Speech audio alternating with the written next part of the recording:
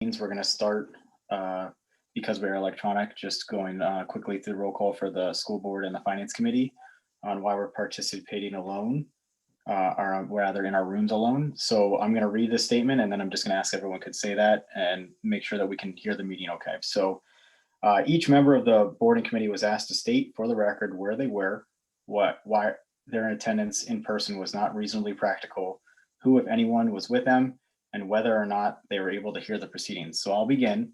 I am participating electronically from home. My attendance in person is not reasonably practical due to COVID-19, and I'm alone in the room and can hear the proceedings, and this is Ken Haig speaking. So if we could go to Aaron, please. This is Erin. I am participating electronically from home due to COVID-19. I am alone in the room and I can hear the proceedings. Thanks, Erin. Becky? Hi, I'm Becky Howie. I am participating remotely due to COVID-19. I'm alone in the room and I can hear the proceedings. Okay, Allison? Allison Marsano. I am participating remotely because of COVID-19. I am alone in the room and I can hear the proceedings. Thank you. And Karen? I am participating electronically due to COVID-19. I am alone in the room and I can hear the proceedings. Thank you. All right, so Brian, if you don't mind, I'll just name off your team too, and we'll start with you. Sure. Yep. Brian Rader, I am at home in the room alone, doing this electronically due to COVID-19, and I can hear fine. Thank you. Dennis?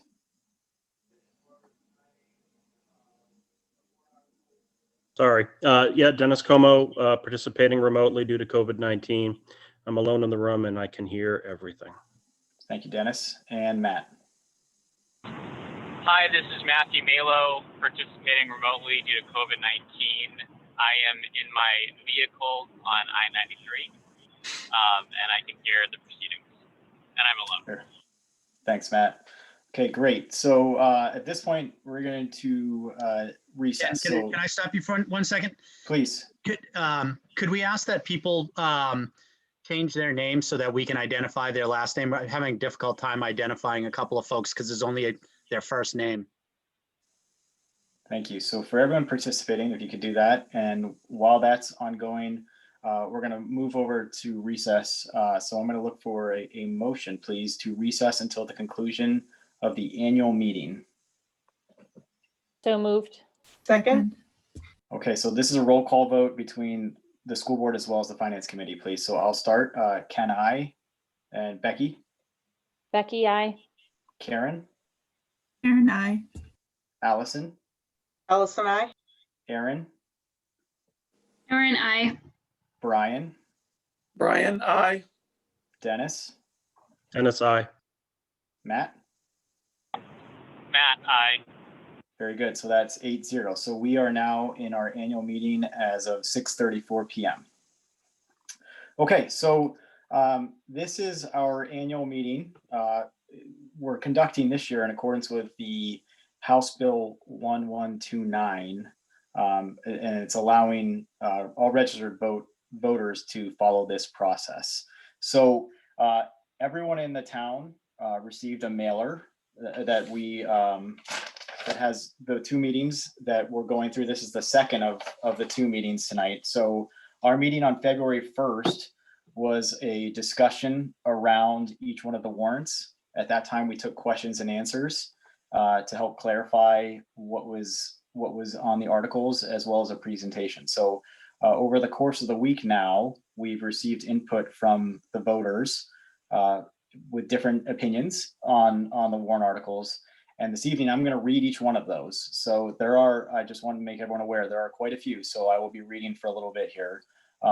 We are not taking questions and answers or public input now. So the input that's been received over the last week is now what I'm going to go through.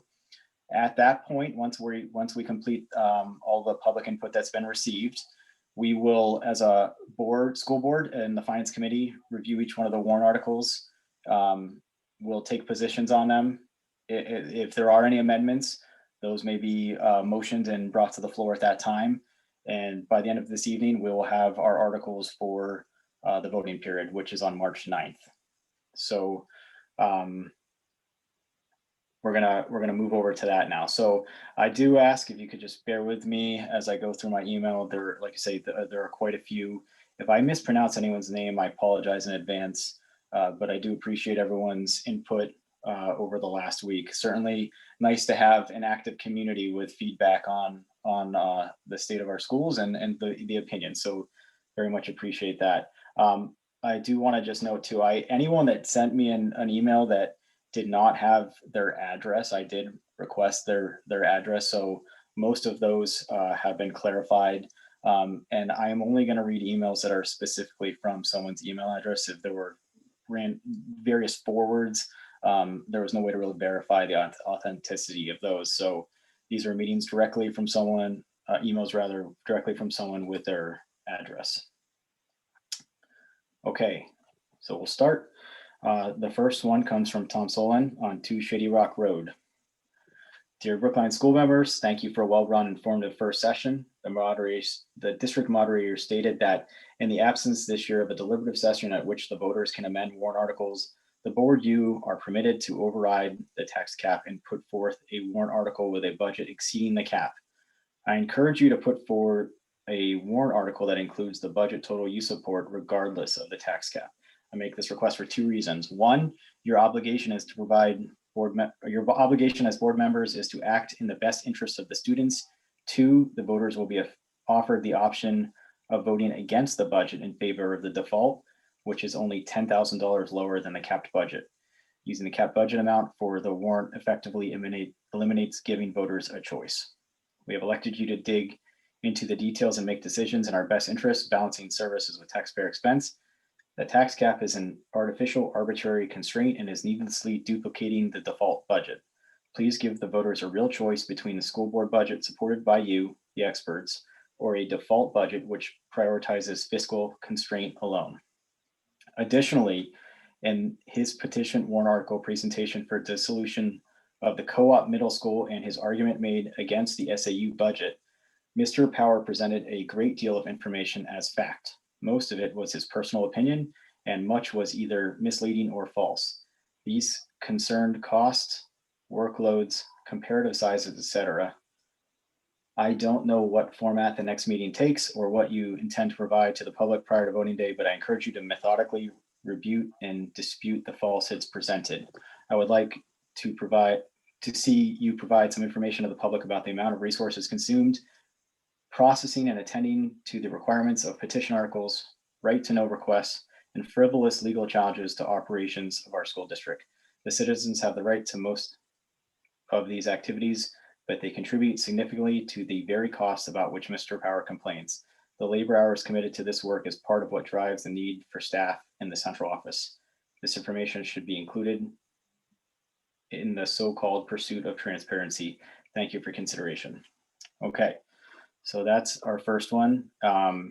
You will find as we get going, some of them are repetitious with the same thing being stated, so I will summarize as we get going. And then we'll, as I mentioned, we'll discuss these at the end. Okay, our second one comes from Jessica Hartman on 51 Mountain Road. Hi, Ken. For the meeting, as a parent of a 3rd and 6th grader, I would like to share my sincere thanks to our community for all that has been done for our kids for this school year. My gratitude extends to the board, administrators, teachers, staff, parents, and students for working hard as a team to provide the best education in the safest way possible. I am amazed with our remote and in-person options. As I look at other communities, I just want to say thank you to each person. Okay, thank you, Jessica. All right, our third comes from Eric Power on 12 Westview Road. Okay, so he has breakdowns for each article. Article 2, this article should remain at the proposed operating budget of $9,867,097 compliant with our 8% tax cap. Even at this operating budget level, the Brookline School District tax rate will go up 13.1% from last year, $1.27 per thousand valuation, driven primarily by this article. For a $400,000 dome, that is an additional $508 a year. This is dramatic tax increase for tax-paying families in Brookline, especially those suffering from the pandemic and or its economic impacts and those on fixed incomes. We do not have the unconstrained ability to pay more. The operating budget does not need to be larger, as that would further drive the tax rate increase higher. Article 3, I recommend reducing this article to $53,000 to cover the proposed uses for next year and help keep the tax increase down. Article 4, I recommend reducing the article to $5,000 to help keep the tax increase down. This trust is already 89% funded to the goal balance, and we do not need to get to 100% in this difficult year. Article 5, I recommend reducing this article to $20,000 to help keep tax increase down. Article 6, I oppose this article. The SAU office budget has nearly doubled in 15 years since 2007, while students in the SAU has decreased over 13%. We are just one of eight of 105 SAUs in New Hampshire that has multiple assistant superintendents. In 2007, we spent $391 per student for SAU costs, and the 2022 proposal rate raises that to $813 per student. Inflation has been 23% in the past 15 years, so this SAU office budget has increased at more than 4 times the rate of inflation. We need to consider withdrawal from SAU 41 next year to return to a reasonable budget. Article 9, I recommend this article to a 1% level instead of 2%. At the 1%, this still enables the school board to retain more than $100,000 plus the monies in this multiple trust funds. We also use the 1% level for the Hollis Brookline Cooperative School District. I oppose this article at 2%.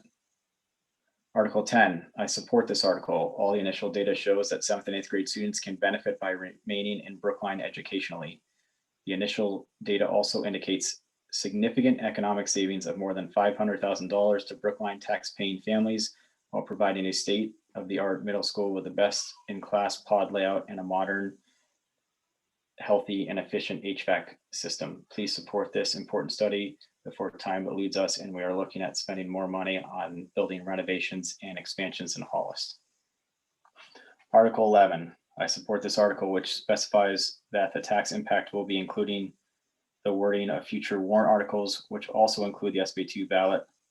It provides a clear estimate of the tax impact of warrant articles directly on the warrant and ballot to better inform voters and increase transparency.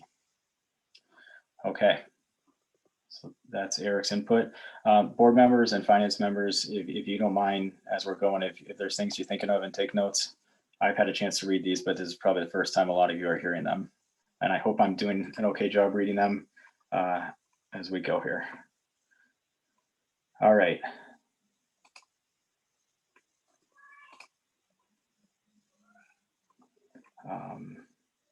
This one did not have a mailing address, so I couldn't use that one. Okay, next one is from Alan Etlinger on 17 Westview Road.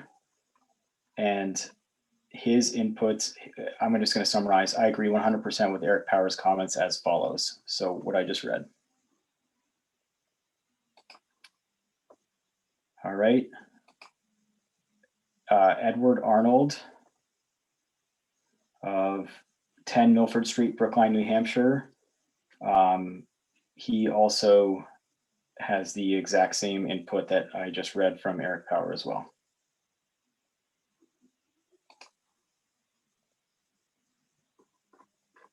Sorry, I clicked the wrong button. One moment. Okay. All right, our next one is from Drew Kellner of 7 Yankee Way. Drew writes, I write to request the Brookline School District amend Article 2 of the proposed warrant to an operating budget of $10,025,776. This adjustment is necessary to remove the distortion caused by the FY21 state grant that was unexpected and is not currently expected for FY22. The FY21 grant lowered the amount raised through local taxes, making an artificially low base to calculate the tax cap against. The $10,025,776 operating budget would have complied with the tax cap had FY21 state grant not been received.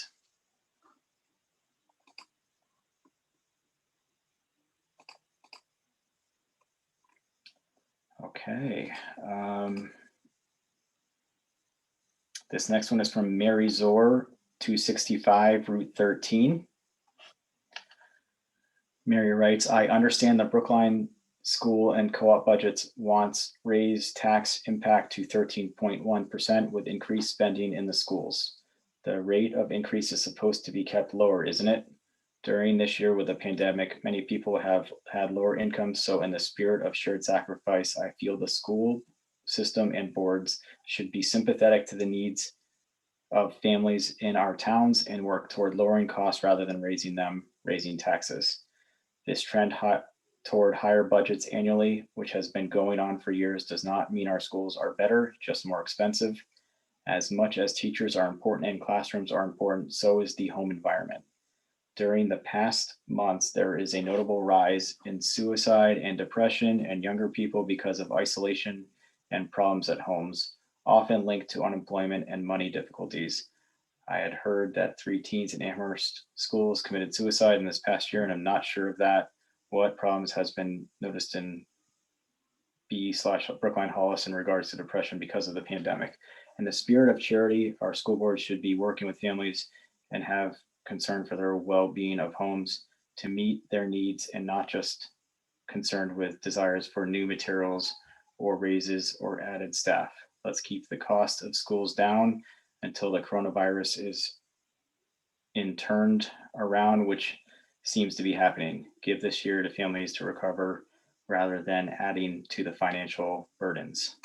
I will vote no for any increase to school budgets because I feel the family is just more important or more so in educating our children. Okay. Our next one is from Dana Kelchin of 59 Russell Hill Road. Dear board members, thank you all for navigating through this incredible challenges of this past year during the COVID-19 pandemic. Here's my input on the budget. In light of the fact that we are not receiving any funds from the state to help offset the budget this year, we will realize last year's and this year's increases this tax year. The tax impact of supporting the budget and warrants as written is far too drastic of a tax rate increase to bear for the taxpayers. I implore you all to reduce the budget and propose articles to a tax impact of 4% increase. Article 3 should be reduced to $37,500, surplus return to taxpayers. Article 4 should be eliminated this year. Article 5 should be reduced to $25,000. Article 6 should be rejected as written, as I do not believe it is amenable. The SAU budget is out of control. Article 9, I do not support the school district retaining any unused funds. Please return to the taxpayers. I implore this board to take any action they can do to reduce the articles that will be voted on. We are facing a 17% town tax rate increase last year that was absorbed by a school funding grant. We are in a global pandemic and in an economy supported by federal dollars at this time. Please make the difficult decisions. It is one for 1 year. Okay.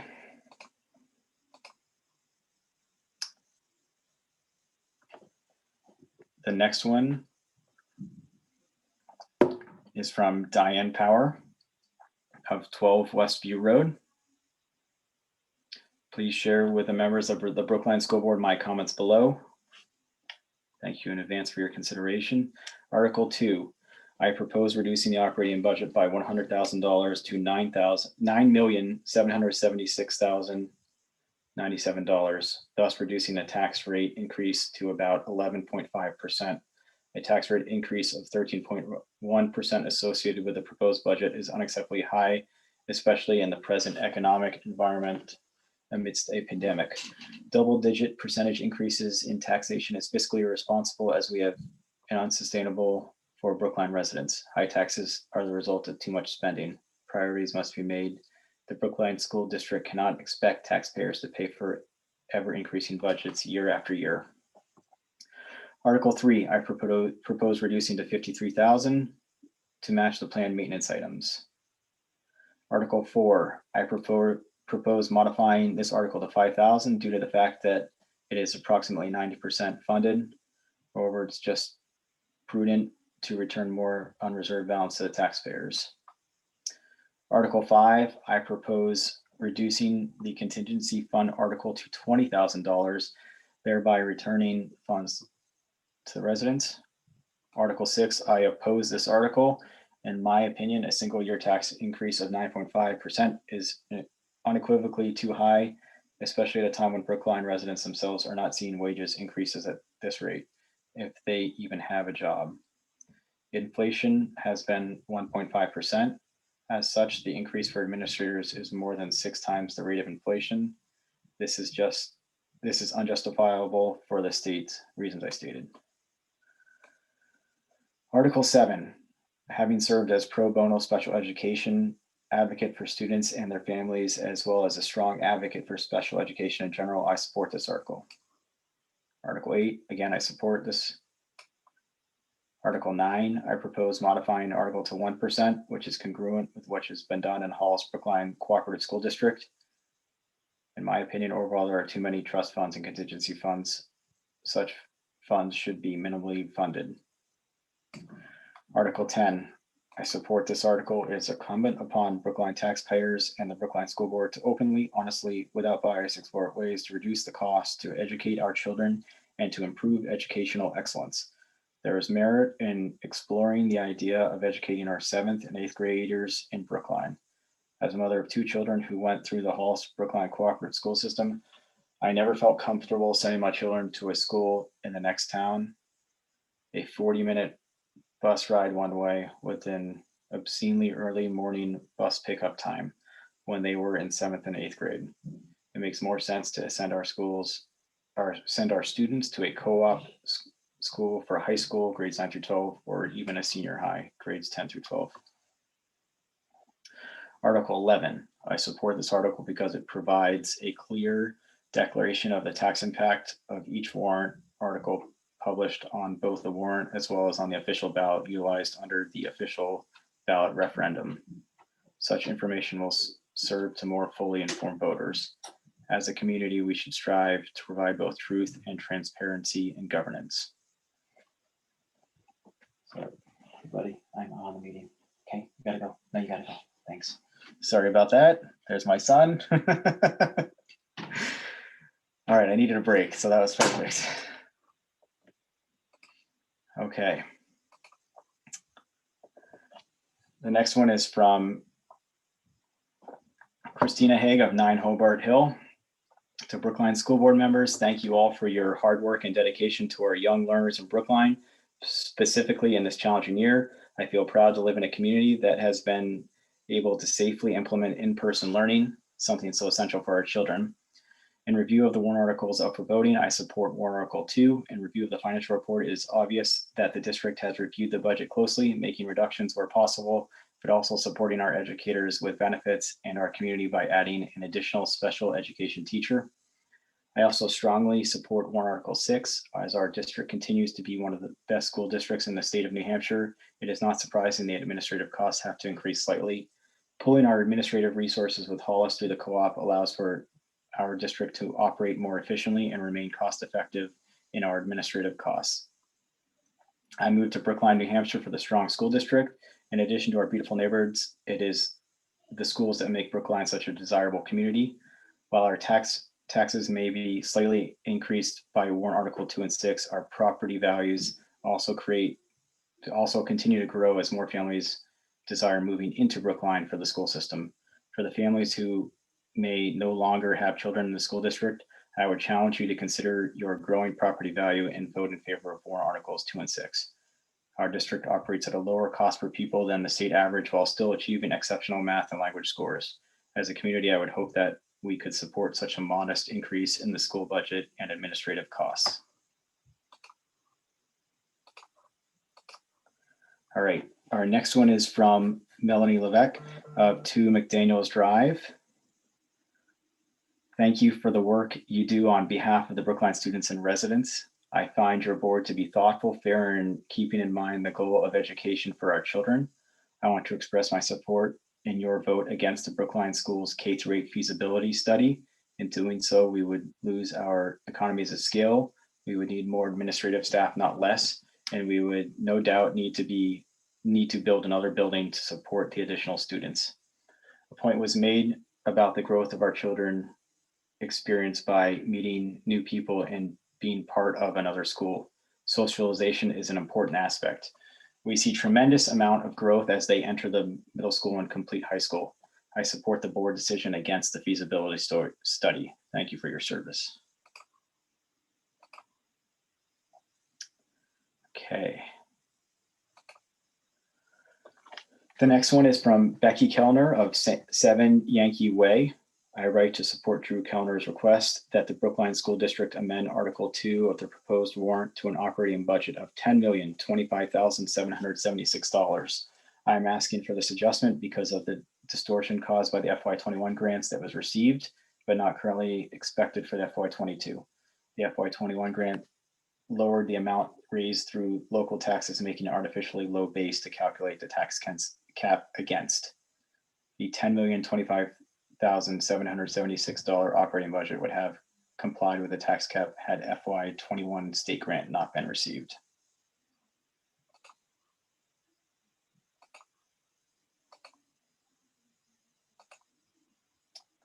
Okay. Our next one is from Colleen Mikovic of 29 Ironworks Road. Dear board members, I do not support the warrant article proposing a feasibility study of a K-8 Brookline school system. This is just one of many examples where Mr. Power is attempting to destroy our school system, and we have much more important things to spend our time on than this proposal.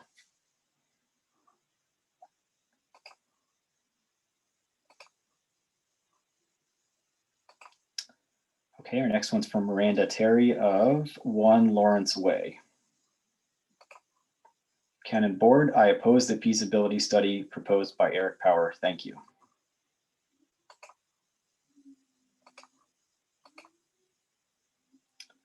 Okay, our next one is from Amy Tate of 6. Oh, I'm going to butcher this. 6 Muscantipus Road. Sorry for those that live on that one. Right.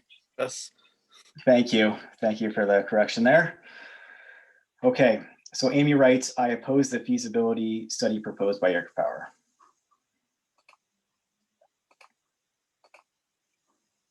All right, our next one's from Elise Berry of 2 Laurel Crest Drive.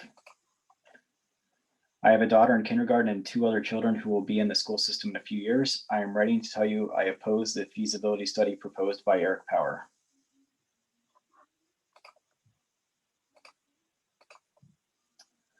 Okay, our next one is from Stacy Sanborn of 13 Jeffs Drive. Hello all, please put it on record that I strongly oppose the feasibility study proposed by Eric Power. Our schools do not have time for this nonsense and it will not save money. It is frustrating to have the same small group of residents cause such havoc each year. As a Brookline resident, as well as someone who works within the SAU 41 school system, I am strongly against this. Thank you for your time.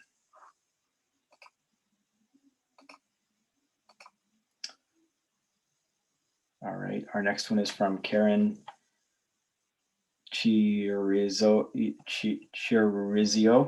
Apologize if I mispronounced your last name, Karen, of 4 Countryside Drive.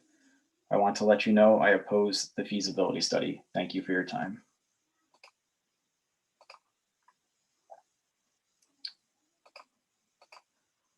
All right, our next is from Mallory Rise Risler of 14 Hobart Hill. Just wanted to write, I oppose Eric Power's feasibility study. Thank you and the school board for your continued great work.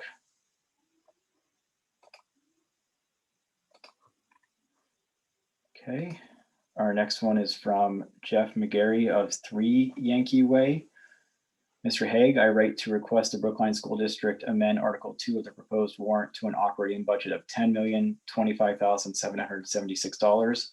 This adjustment is necessary to remove the distortion caused by the FY21 state grant that was unexpected and not currently expected for FY22.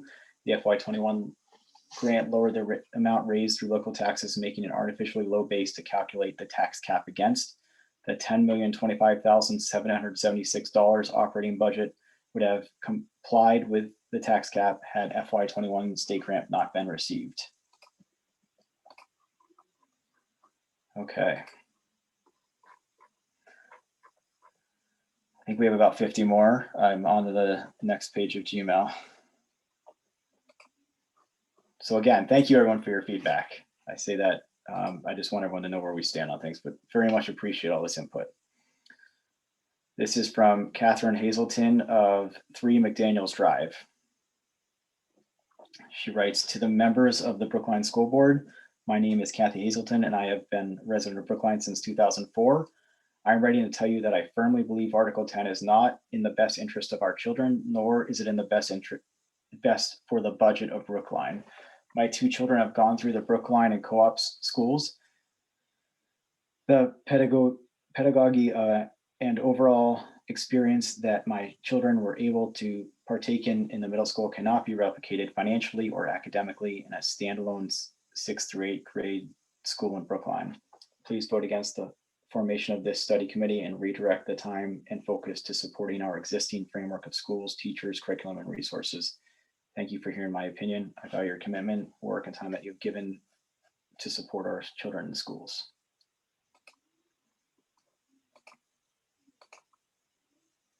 All right, our next is from Melanie Brooks of 51 Rocky Pond Road.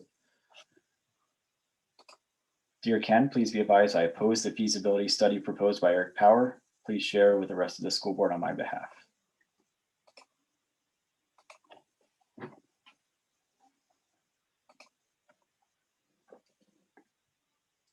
Okay, next is from Drew Kellner of 7 Yankee Way.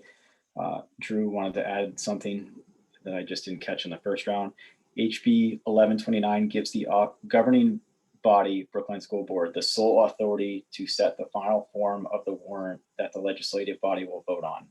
I am very confident that in a normal year, not under the HB 1129 structure, the legislative body would amend the operating budget to remove the distortion caused by the FY21 state grant.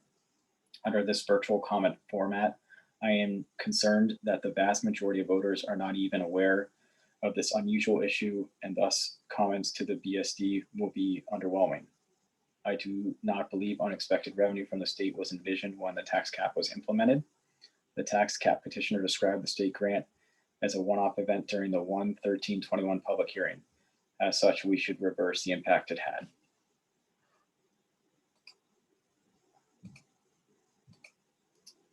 Okay. Our next one is from Michelle Cole of 13 Half Yard Drive. Lauren and Michelle. This is from both. Hello all, both my husband and I are opposed to the feasibility study proposed by Eric Power. We love our school system the way it is set up currently. Our kids are very much looking forward to the integrating with the Hall students when they start middle school.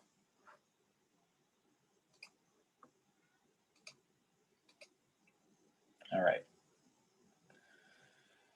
The next article is from our next input is from Ryan Power of 12 Westview Road. Just going to zoom in a little bit. My eyes are having a hard time. Okay.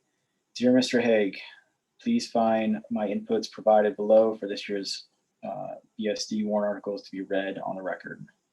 Article 2, please keep the proposed operating budget at $9,867,097. The tax increase of 13% is not reasonable and should not be higher. Please considering lowering the budget by $100,000 to $9,767,097 to make the tax increase lower. Article 3, the proposed use this year is about $53K, so I request this article be modified to $53K, so tax increase will be lowered. Article 4, I request this article be changed to a new figure of $5,000. This trust is almost at the goal number and taxpayers need a break. Article 5, I request this article be changed to a new figure of $20,000 to give taxpayers needed a break. Article 6, I oppose this article. The budget is up 9.5% for Brookline, which is a very high increase. Brookline should look at starting its own SAU with reduced costs. Article 7, I support this article. Article 9, 2% is too high. The co-op only retains 1%. There are several other trust funds too. I request changing to 1%. Article 10, this is a great article which I support. We need to look at improving education for our students and saving taxpayer dollars. This study will help to understand these improvements. I went to HB Middle School and did not like to go to Hollis in 7th and 8th grade.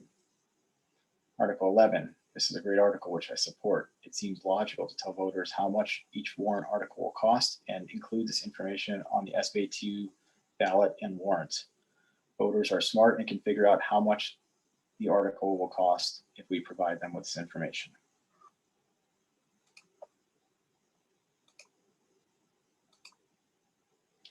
All right, this next is from Laura and John Finaccirio of 7 Gilson Road. Dear Ken, I am writing to let the board know that we do not support a K-8 in Brookline. We cannot sustain the costs we would incur by building a new school or by building a new school or adding to CSDA. We have been part of the co-op and our tax dollars have supported that. This will ensure that my children won't have access to the same educational opportunity that Hollis students do. Is Hollis willing to share the burden of expenses for this split? What does this do to our already ridiculous taxes? How can the small group petitioning for this justify this with any logic? This has been researched before and it was found not to be financially feasible for either town. What is really behind such a motion? We are opposed to this. Okay, our next one is from Chris Rissler of 14 Hobart. I wanted to tell you that I oppose the feasibility study warrant article 10. Thank you.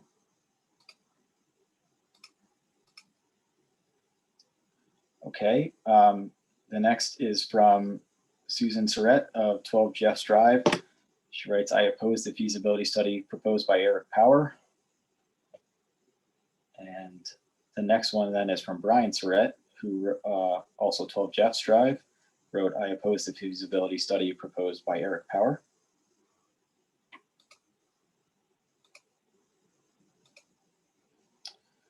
All right, our next is from Diane Marcellini of 27 Laurel Crest Drive.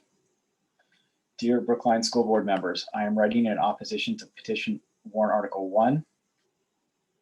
The Hollis Brookline School is an excellent school offering a wide variety of courses and activities to our students.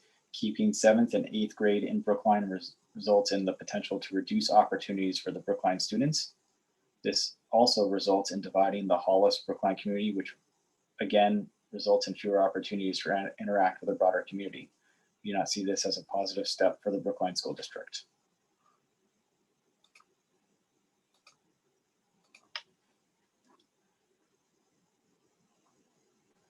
Okay, our next one is from Katrina Loff of 90 Russell Hill Road.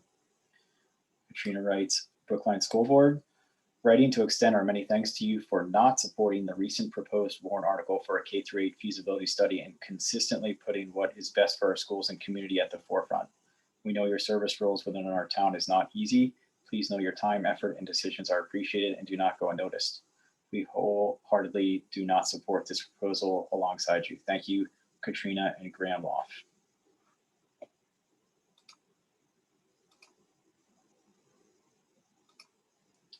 Okay, our next one comes from Tom Rogers of 8A Lewis Drive. Tom writes, I write to request the Brookline School District amend Article 2 of the proposed warrant to an operating budget of $10,025,776. This adjustment is necessary to remove the distortion caused by the FY21 state grant that was unexpected and not currently expected for the FY22. The FY21 grant lowered the amount raised through local taxes, making an artificially low base to calculate the tax cap against. The $10,025,776 operating budget would have complied with the tax cap had the FY21 state grant not been received.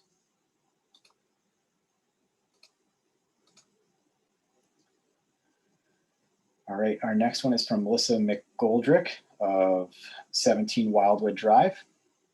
Hi, Ken, I want to write you today in regards to the feasibility study of a K-8 Brookline School District. I am opposed to this study for 3 different reasons. One, over the years, there has always been interest in splitting the co-op, whether it be in the middle school or middle school and high school. Every time a study occurs or some research is done into the idea, the financial burden proves to be greater than the reward. 2, since we will find the same as past residents,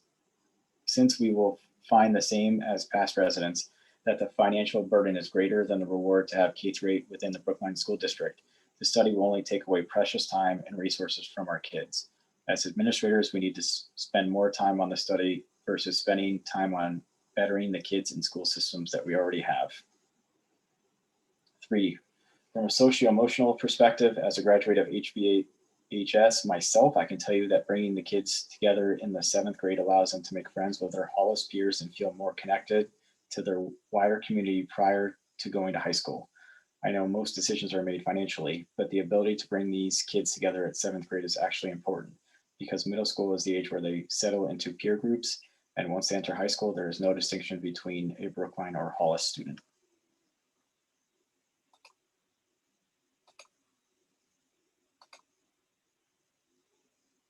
All right, our next one's from Stephanie Rogers of 8A Lewis Drive. She writes, I write to request the Brookline School District amend Article 2 of the proposed warrant to an operating budget of $10,025,776. And then the balance goes on to state what I've read before about the artificially low due to the state grant. This one has come through a few times, so I'm going to start summarizing that one if that's okay.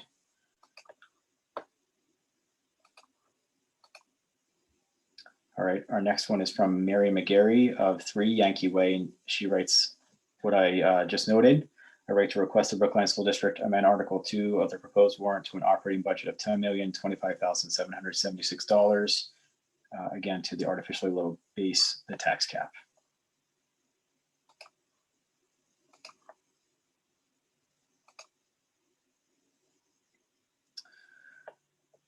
Okay.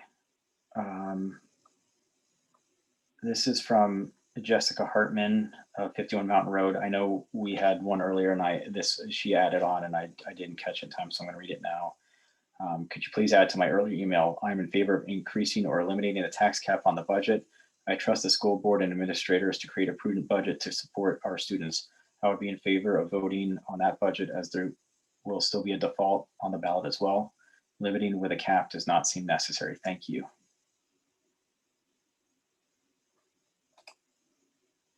She also wanted to note, I am not in favor of the article to do a feasibility study to pull out the middle school from the SAU. This is a waste of time and resources, and our students benefit by combining at middle school.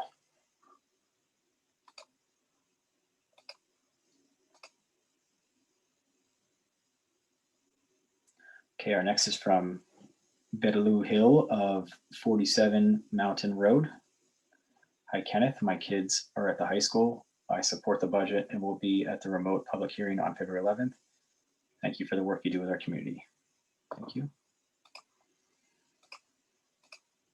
Okay, our next one is from Allison Tersigny of 15 Taylor Drive.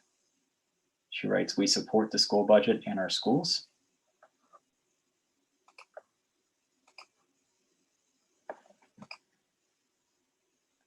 Okay, our next is from Jillian Gibson of 53 Cleveland Hill Road.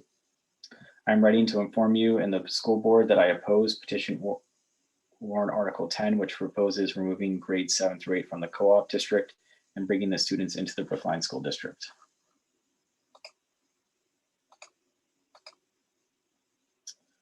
Okay, our next is from Peter Cook of 10 Main Street. I write to request the Brookline School District amend Article 2 of the proposed warrant to an operating budget of $10,025,776. This adjustment is necessary by the FY21 state grant that was unexpected and currently expected for FY22 artificially lowers the base. So that's that same message I'm summarizing. Okay, our next is from Gordon Matthews of 11 Westview Road. I stand in opposition to Article 10. The school system is the lifeblood of these two towns, and tearing it apart serves no valid purpose and will not save any money. Vote no on Article 10.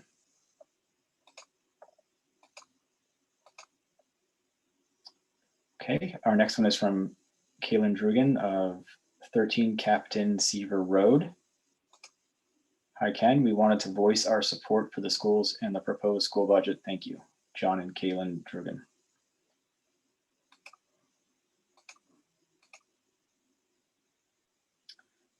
Okay. Our next one is from Nicole Sesko of 6 Burge Drive.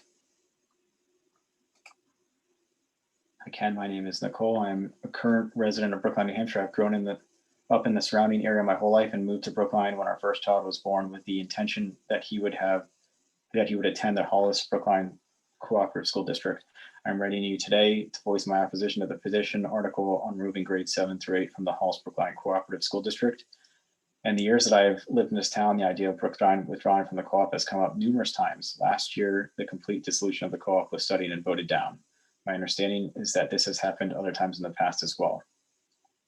At this time, I do not support the removal of grades 7 through 8 from the co-op, as I do not feel it would be financially beneficial to the residents of Brookline to do so. The cost of withdrawing from the co-op has been proven to be extraordinarily expensive, and the financial resources needed to add space to the school building, as well as the staff, the additional grades would be costly. Based on previous studies, I do not see how this would not negatively impact the taxes of Brookline residents. I am also concerned about the impacts this would have socially to the students within the district. The ability to blend students from two towns as early as grades 7 through 8 provides additional social opportunities for the kids, an easier social transition into high school, and also more diverse sports and extracurricular activities. Many of us moved to the Hollis Brookline area specifically for the highly regarded co-op school district. Drastically changing the district that effectively attracts new residents to the area could potentially change the way some residents move to or stay in this town because of the schools. I appreciate you taking the time.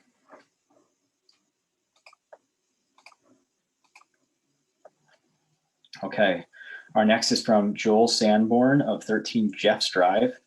I oppose the feasibility study proposed by Eric Power.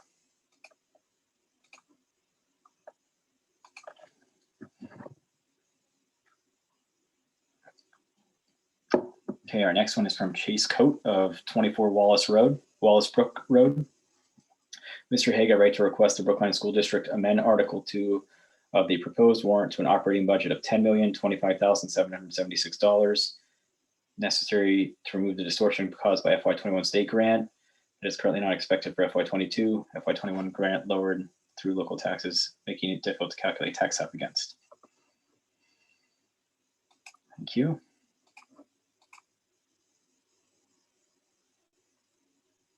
Okay, our next one is from Nicole Smith of 42 Rocky Pond Road. Good afternoon. I am against the feasibility study. I feel strongly grades 7 through 8 should stay part of the co-op.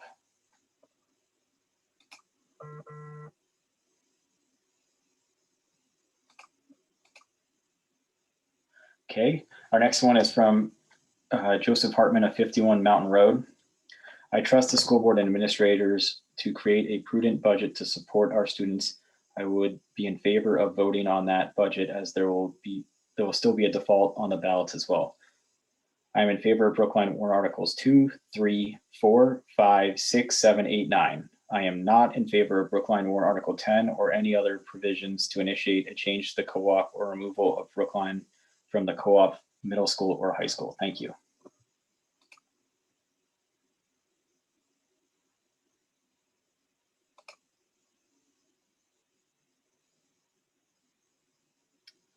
Okay, our next is from Alyssa Schatz of 1 Winterberry Road.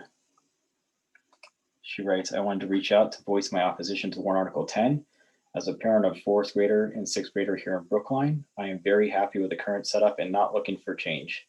I appreciate the opinion of the school board in the 0 to 5 vote and do not think there would be a tax savings or any great positives related to this change.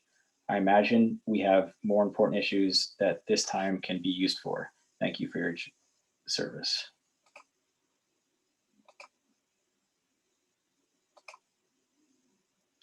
Okay, our next is from Gerald Smith of 42 Rocky Pond Road. Ken, I'm a parent of Brookline, New Hampshire. Both of my kids have moved on from HB Middle School, so my kids will not be impacted by this change. However, for the families that move to Brookline to have their kids go through the HB co-op, this is not fair. I strongly oppose removing Brookline students from the HB co-op.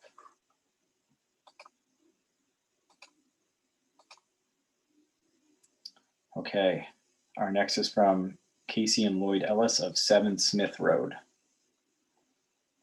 Good afternoon, all. I am writing in opposition of the feasibility study proposed by Eric Power. This has been done in recent years with no findings that would benefit the taxpayers of Brookline. Additionally, Mr. Power no longer has children in the school system. It is unfortunate that he is not supportive of other families wanting their children to benefit from the wonderful school district his children once enjoyed. Thank you.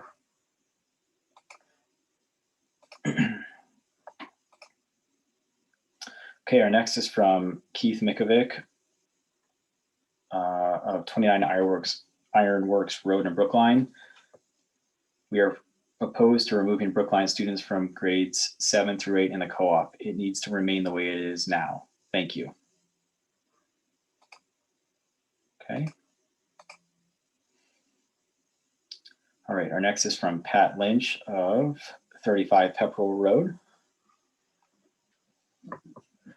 I just watched part of the budget hearing of 2-1 and listened to the explanation of the budget articles. And I have these questions, comments. 1, as I understand, Article 3 requests 75,000.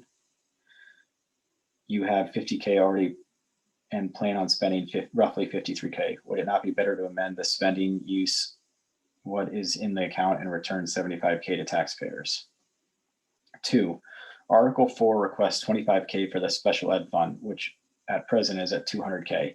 Even though the special ed budget is going up 27%, no money is being used from that fund, but you want to add an additional 25K.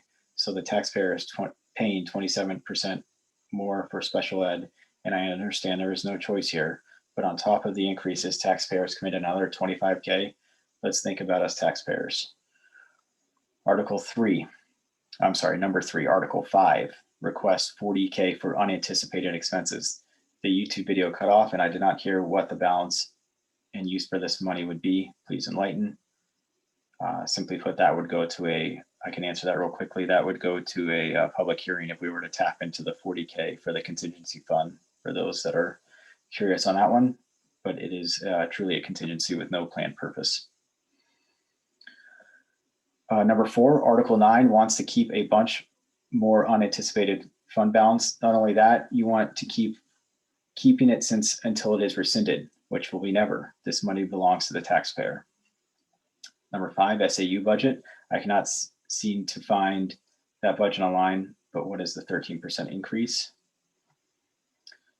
And last, she writes, this has been a difficult year for many, and the fact that the district wants to keep so much of the unanticipated fund balance I find troubling. Taxpayers need to be considered here. Even with COVID, the taxes in Brookline are astronomical. If things keep up this way, Brookline will be all users of the educational system with no one else ever able to afford to live or retire here. Retired and others who have no kids in the school still pay those taxes.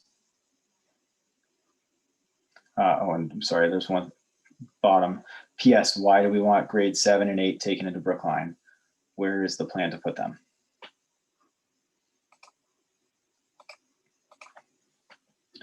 Okay. Our next is from Alana Coate of 24 Wallace Brook Road. I write to request the Brookline School District amend Article 2 of the proposed warrant to an operating budget of $10,025,776. This adjustment is necessary to remove the distortion caused by the FY21 grant that it was unexpected. So what we've heard before, just to summarize there, I am also completely against the idea of Brookline becoming a K-8 district. I believe this is an enormous waste of resources and time. I am one of many families that moved my family to town to attend SAU 41 district, which for my family includes joining with Hollis in grade 7.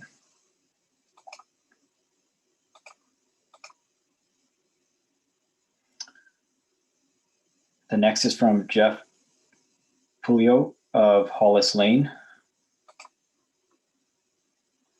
To Mr. Hagan, Brookline School Board, I was directed to email you inputs concerning 21 articles, encloses my input. In general, I'm against raising of taxes this year. We are currently in the midst of a worldwide pandemic of unprecedented proportions.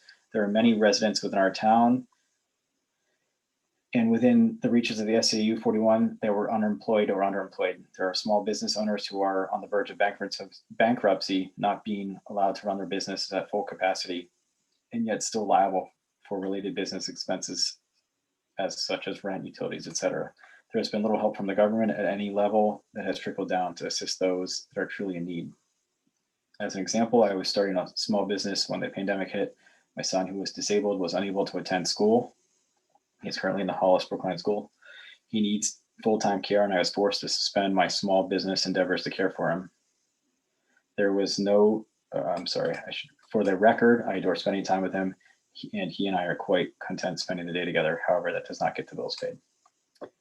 There was no assistance provided from any level of government. The co-op expenses related to this education dropped substantially as he went from having a full-time para with support from a special ed teacher and various therapists and other professionals to a half-hour a day Zoom call with his para. This must represent a substantial savings, and yet here we are looking at a very substantial tax increase this year at the co-op level, the BSD level, and the town level, a year in which many people, including myself, are struggling. Here are my recommendations.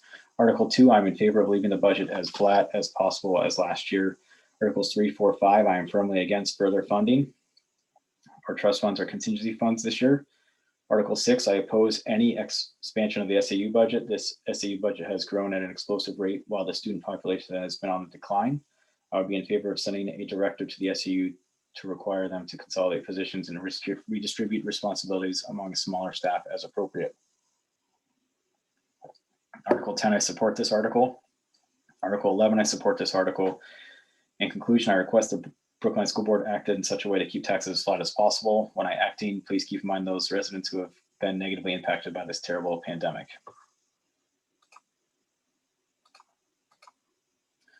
All right, our next is from Karen Kutu of 1 Peterson Road. I oppose petition warrant Article 10 to expand Brookline to a K-8 program. Splitting the towns at this level would be detrimental for the students of our community. The middle school offers a wide range of opportunities. This petition article is a step backwards from an educational perspective as well as socio-emotional.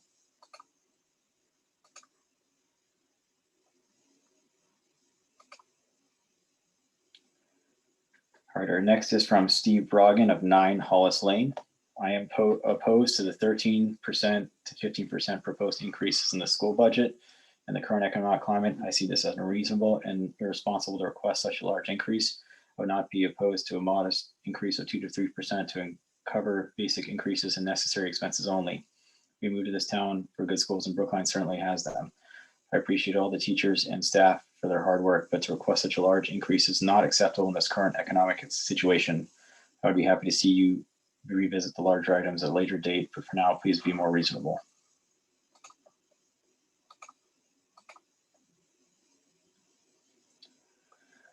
Okay, our next is from Ella Arroyo of 4 Bennett Road. I am emailing you because I am opposed to the feasibility study in warrant Article 10. I do not approve of removing grades 7 and 8 from Hollis Brookline Co-op. Please let me know if there's any additional information I can provide. Thank you. Okay. And then we have one from Daniel Arroyo Rodriguez at 4 Bennett Road.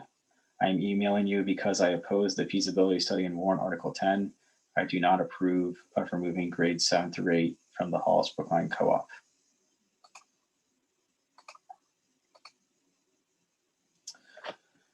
All right, our next is from Clinton Cusera of 9 Quigley Way. I am writing to request the Brookline School District amend Article 2 of the proposed warrant to an operating budget of $10,025,776. This adjustment is necessary to remove distortion caused by the FY21 state grant that was unexpected and is not currently expected for FY22. FY21 lowered the amount raised to an artificially lower base. So summarizing that one again. Okay, our next is from Sarah Kelly of 4 Captain Seaver Road. I am writing to let you know that I oppose warrant Articles 10 and 11, but support all the rest of the articles being discussed at this evening meeting. Thank you.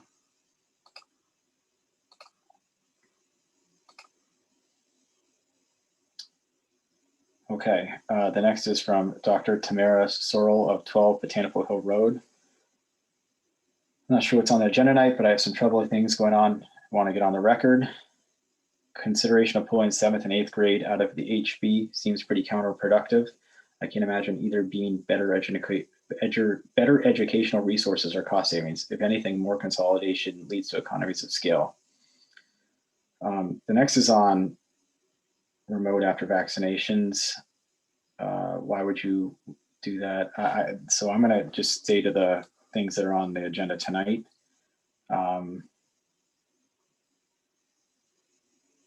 The balance are, I'll read these two. Commission to study school funding that would draw resources out of well-funded districts. While I do not feel that we need more equitable school funding, while I do feel we need more equitable school funding in New Hampshire, the answer is to provide more state funding. Trying to promote equity with it, our decentralized tax model will only cause people to vote against school funding together. HB 20 school choice is a terrible idea that will only draw resources out of public schools to accommodate private and parochial schools.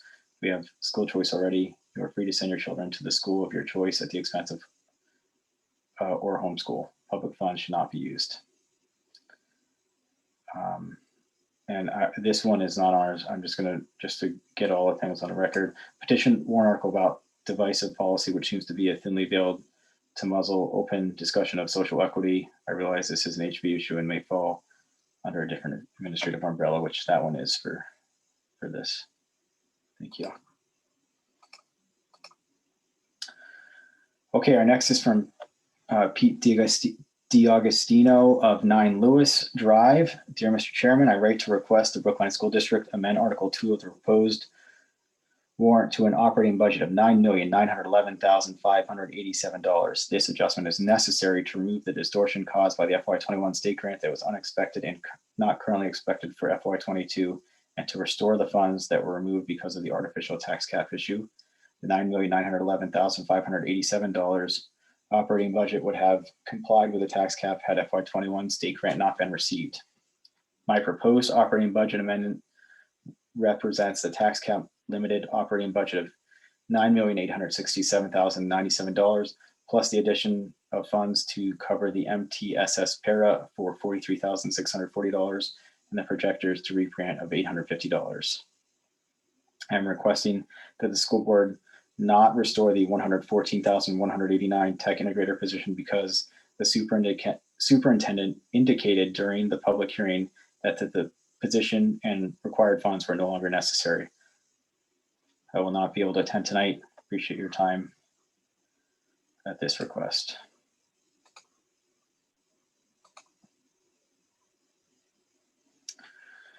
Okay, our next is from Cindy LaCroix of 3 Lewis Drive. Just gonna take a drink for a second. Good morning, Ken. First, I would like to thank the SEU and board for their hard work and dedication to the students in Brookline as we have worked through the challenges of last year. I would like to offer the following comments. Warrant Article 2, amend the requested budget of the FY22 operating budget to $10,024,926. This will allow the tech integrator position in MTS paras to be restored in the budget. Not included is the $850 expense for projectors, which has been proposed to be funded via grant. While I can appreciate the intent behind the tax cap requirement, it does not allow for flexibility in times when there are unusual impacts to the budget, such as the adequacy grant received by the district in the last fiscal year. This budget should not be arbitrarily capped due to an atypical source of revenue in the prior year. Warrant Article 10. I strongly object to this article. The concept has been brought forward several times over the last few years in various forms and has been overwhelmingly rejected by the voters.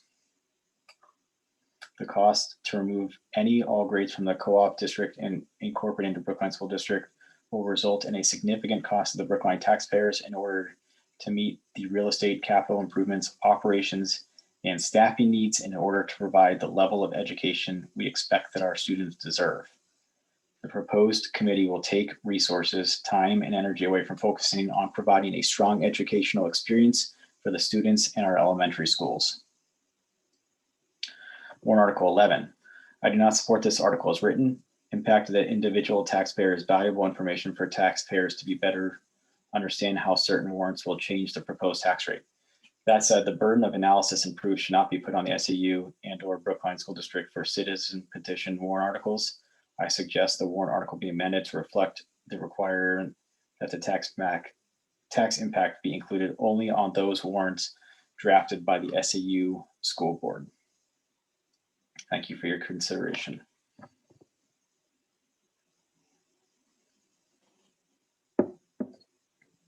Okay. Our next is from Peter Rizzuto of 3 Lewis Drive. I would like to offer the following comments on the proposed warrant article presented in February 1st. Warrant Article 10, I object to this. This has been rejected each time by the voters when brought up in the past.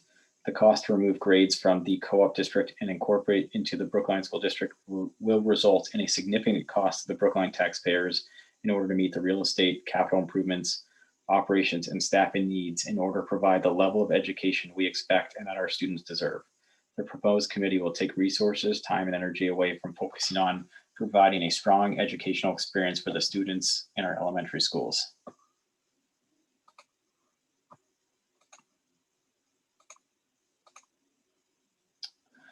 All right, our next is from Jill and Kevin Ekin of 14 Patanapo Hill Road. Dear school board members, my husband and I are strongly opposed to Article 10, the feasibility study to look at the possibility of shifting grades K-8 to the Brookline School District. We feel the study is unnecessary and that the students will be better served by keeping the districts as they are.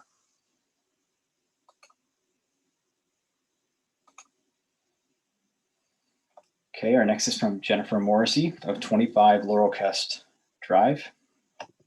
Dear Brookline School Board members, I am writing in opposition to petition Article 1. There is a tremendous benefit in combining the kids from 2 different communities at an age when they are really starting to learn to socialize, diversify their skills and interests, and need to learn how to cope in new situations. I have heard and experienced nothing but positives in the Hollis-Brookline partnership. I don't see any scenario where there are benefits that outweigh the costs for either town or for the kids. Please do not waste time, energy, or money in such an effort. Focus on how we build up the schools and programs we have. All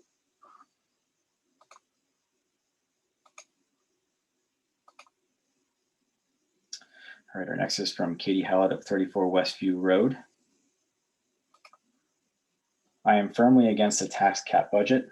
I firmly oppose number 10. No study required to know that this is a slippery slope and conversations that will be a waste of our money. Thank you.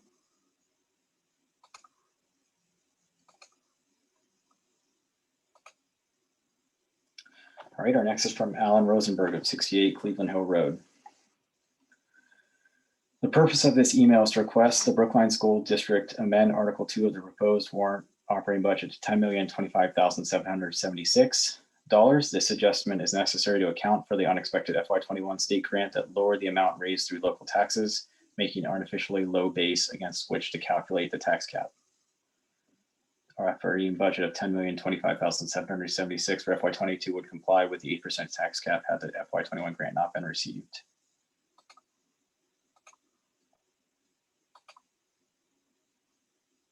Our next is from Beth Gildia of Ames Road. Dear board members, I recently watched the school board meeting where petition Article 10 was discussed. Thank you for your opposition to this article. Like many families in Brookline and Hollis, the HB Cooperative was a draw to moving here. Our son has been attending the pre-K program at RMMS, and we have been impressed with the Brookline system too.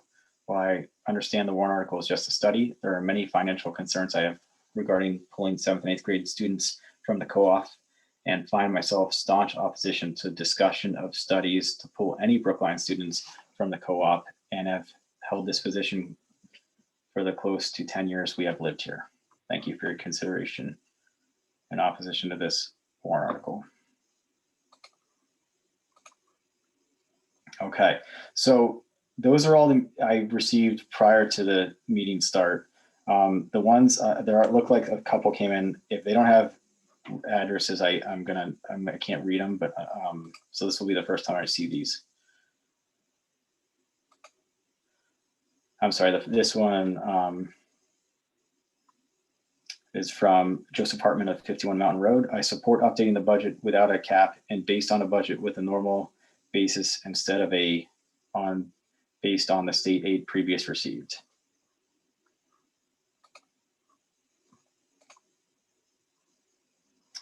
All right, our next is from Shannon Sinclair of 1 Lancey Brook Road. Thank you so much for your thoughtful support of our schools and the finances of our town. My family no longer has students in the Brookline schools, but we recognize the value of an educated populace. The three registered voters in our family strongly oppose the feasibility study. This redundant and time-consuming process has been proven time and time again not to be in the best interest of our students or finances. Thank you for all that you do, the Sinclair family.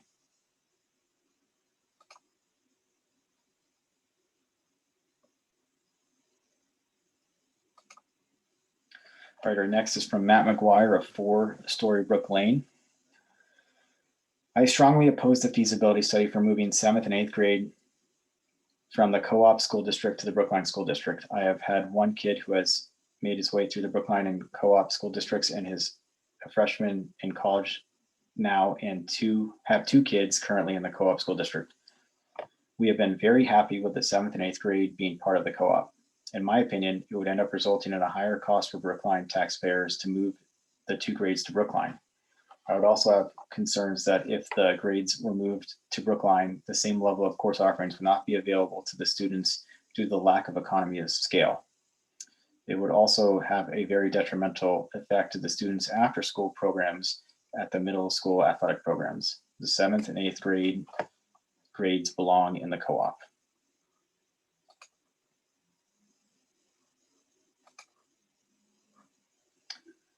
Okay, I think that was our last one. Yes, it was.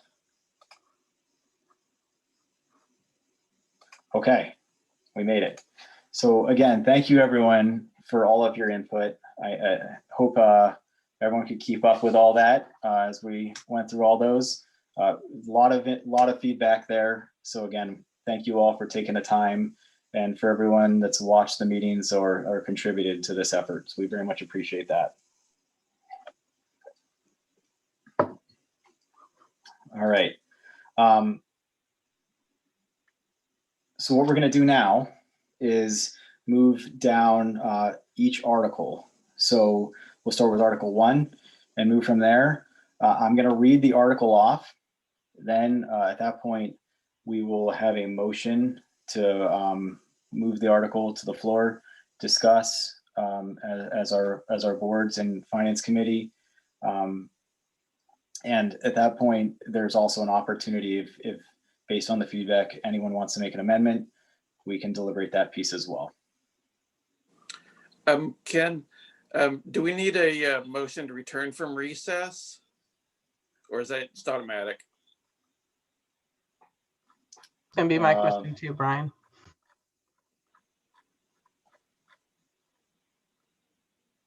I'm just checking here. No, so that we're still in the annual meeting. We're gonna actually we'll resume at the very end and do agenda adjustments. Thank you. Great, If I thank misstated that, anyone please jump in, but I think we're okay here. Okay. Okay. So Article 1, election of officers. To elect all necessary school district officers for the ensuing terms by official ballot vote on March 9th, 2021, Captain Samuel Douglas Academy, 7 a.m. to 7:30 p.m. To choose a moderator for the ensuing year, to choose a clerk for the ensuing year, to choose a treasurer for the ensuing year, to choose one member of the school board for the ensuing 3 years. So I'll need a motion to move Article 1 to the warrant as written. So moved. Second. Okay, so thank you. That's on the floor. Is there anything anyone wants to add or deliberate there? Okay, we're gonna move that one to a roll call. We have to do a roll call for everything here. So we'll start with you, Becky, please. Becky, aye. Karen, Aaron, I. Allison, Allison, I. Aaron, Erin, I. and Ken, I. So that carries 5-0. Brian, I don't think you want to take a position on that, right? No, we don't have anything to do with that article. Thank you. Okay. Article 2, to see if the Brookline School District will vote to raise and appropriate as an operating budget, not including appropriations by special warrant articles and other appropriations voted separately, the amount set forth on the budget posted with the warrant or as amended by vote of the first session for the purposes set forth therein, totaling $9,867,097. Should this article be defeated, the default budget shall be $9,857,075, which is the same as last year, with certain adjustments required by previous action of the school district or by law, or the governing body may hold one special meeting in accordance with RSA 40:13X and XDI to take up the issue of a revised operating budget only. Majority vote required to pass. The school board recommends this Article 5-0. Finance committee recommends this Article 3-0. So we can either, Moved. so I'm going to move at the warrant as written first. So that was Allison, you move that? Yes. Okay. Second. All right, so that's on the floor for discussion now. I feel that the overwhelming feedback that we received is that we had a normal deliberative session, we would have a motion to amend that amount on the floor right now.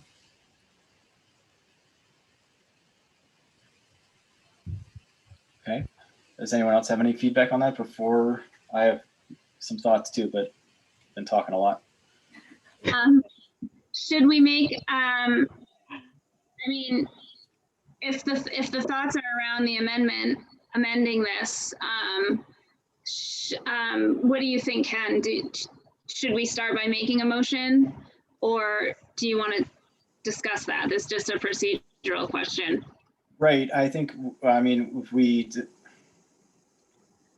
can, Allison, do you want to withdraw your motion and we can talk amendment first? Or do you want to stick with this? It's your motion now. What's your thought, Peter? I can see you debating there. Yes, I would recommend that you put the motion on the floor as written and then amend it. Okay, thank you. So I would like to amend it. Make a motion to amend. Can I do that now? Is that what we're saying? Yep. Don't you have to do a certain amount? Yep. Yeah. So I would like to make a motion to amend Article 2 to a operating budget of $10,025,776. Second. Okay, so that is on the floor now with an amendment of that's prior to the tax cap. Mr. Chair, may I just, please. Can we get input from the moderator in his interpretation of the law, and that you have the authority to do this? Because it's the moderator's meeting. Well, that's a great question, Mr. Corey, and this HB 1129 system is a real unique situation, but it clearly delegates to the governing body the right to make amendments of its own warrant, and the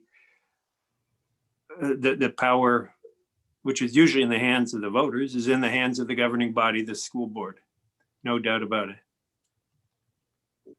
I would just let the chair know that the attorney, Mr. O'Shaughnessy, had concerns about the tax cap in the virtual setting, because there's one set of laws governing the tax cap. HB 29 governs the meeting. I just wanted to make sure you're aware of both of those pieces. I do understand there has been a number of people to propose that amendment. I just don't know, again, with HB 1129 being new, if this would face a challenge. And I think you should be aware of that. Thank you. Peter, were you about to say something? I'm sorry. Well, that's an entirely reasonable position. And of course, anything is subject to challenge. Basically, Mr. Corey is saying properly that before this virtual meeting system under HB 1129, you folks would have had your deliberative meeting, and the townspeople would have the right to amend anything they wish. But the legislature has changed the landscape dramatically, and in the interest of public safety, have clearly delegated to the board the right to make those amendments. Your situation is somewhat complicated by the fact that you have this tax cap thing, because the tax cap is a separate statute which was enacted before virtual hearings existed or were considered, and COVID descended upon us. And under the tax cap, only the voters, according to the language in that statute, are in a position to override the tax cap. But we've now got this additional overlay where the right of the voters, according to this recent law, I'm sorry to go on, I'll shut up here shortly, HB 1129, their right to amend has been passed to the governing body, which is in this case you guys. Otherwise, the power to override is lost, and the statute is not written expecting that the override cannot be accomplished. It's a less than ideal system, but what they've done, in effect, is to delegate to you folks the voters' right to override the tax cap. And yes, this is something that could employ lawyers for a long time, and we'll see what happens. Okay. So, Thank I mean, as my intent behind the amendment is not necessarily to act as a board, but it's to represent what we heard from the voters. And I don't know if that can be worded in the amendment, but I think that that's an important component. It's not, I don't feel as though we're taking this situation and using it. I think we're hearing what we heard, and I feel as though I heard compelling enough testimony from the public to make that amendment. And that is the way it's supposed to work. You're supposed to listen to what they have to say and act accordingly. So your power to amend should be a function of the comments you receive. I just like the reason I asked Peter to comment is because the moderator at a New Hampshire annual meeting has control of the meeting. So that's why I think Peter's comments is so on point, and it is his meeting. Yeah. But Ken's doing a great job. Mm-hmm. All right. Thank you. So, so hearing that, what we've discussed, Aaron has moved to the floor that 10,025,776, and that is based off of the input that I would just read through from our public. So that's the driver of that discussion. Allison, go ahead. So, and I don't disagree that we've heard a lot of input. The downside of this whole format and the way we're doing it this year is like, yeah, we got the one side, but we're not having the opportunity to hear the counter to that and hear like the negotiation process that we would normally sit here and have between the two parties and kind of like work that out. And so I don't know. I think I'm a little uncomfortable being the one to say, yeah, I'm going to override this, because yes, I got the emails, or Ken got the emails and Ken's reading them to us. But honestly, I'm getting a select segment of people who've organized to hear that. And I haven't necessarily heard the counter to that, and where negotiations might lie somewhere in between. And I know that it is an odd year.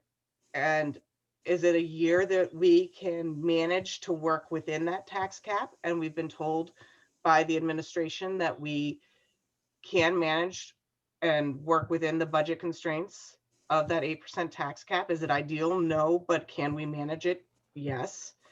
And so I think I'm hesitant to just say, yes, let's override it and give it to the voters, just because we've had some votes for that. So that's where my hesitancy is, and lies within this, because it's sort of the process, but it's not the process at the same time. That's just my thought. One of the Can I- things that's, oh, sorry. Go ahead, Erin. No, you go. One thing that struck me as one of the first things you read, Ken, was that the default budget was only 10,000 less than the tax cap budget. So you're not really giving the voters much of a choice. This way, if there's overwhelming support for the tax cap budget, there is that default budget piece that the voters can vote for. But that if there's more support for the, going back to the pre-tax cap budget, I guess the 10,025,776, then the voters have a choice. And I do think that was a great point. And that is exactly what I was going to say, Karen. Thank you. That is a really good point. She took mine, but yeah, I want to support that as well. I think there's plenty of time between now and when the voters get to vote for the contents of the conversation we're having tonight to propagate through the community, and for people to understand, when they're going in, that what they're voting on is we try to act in the interest of how we thought voters would act in terms of amending it. And then the fallback position, as you say, is only 10 grand off from what we're operating under now. So the democracy is still there. They can choose.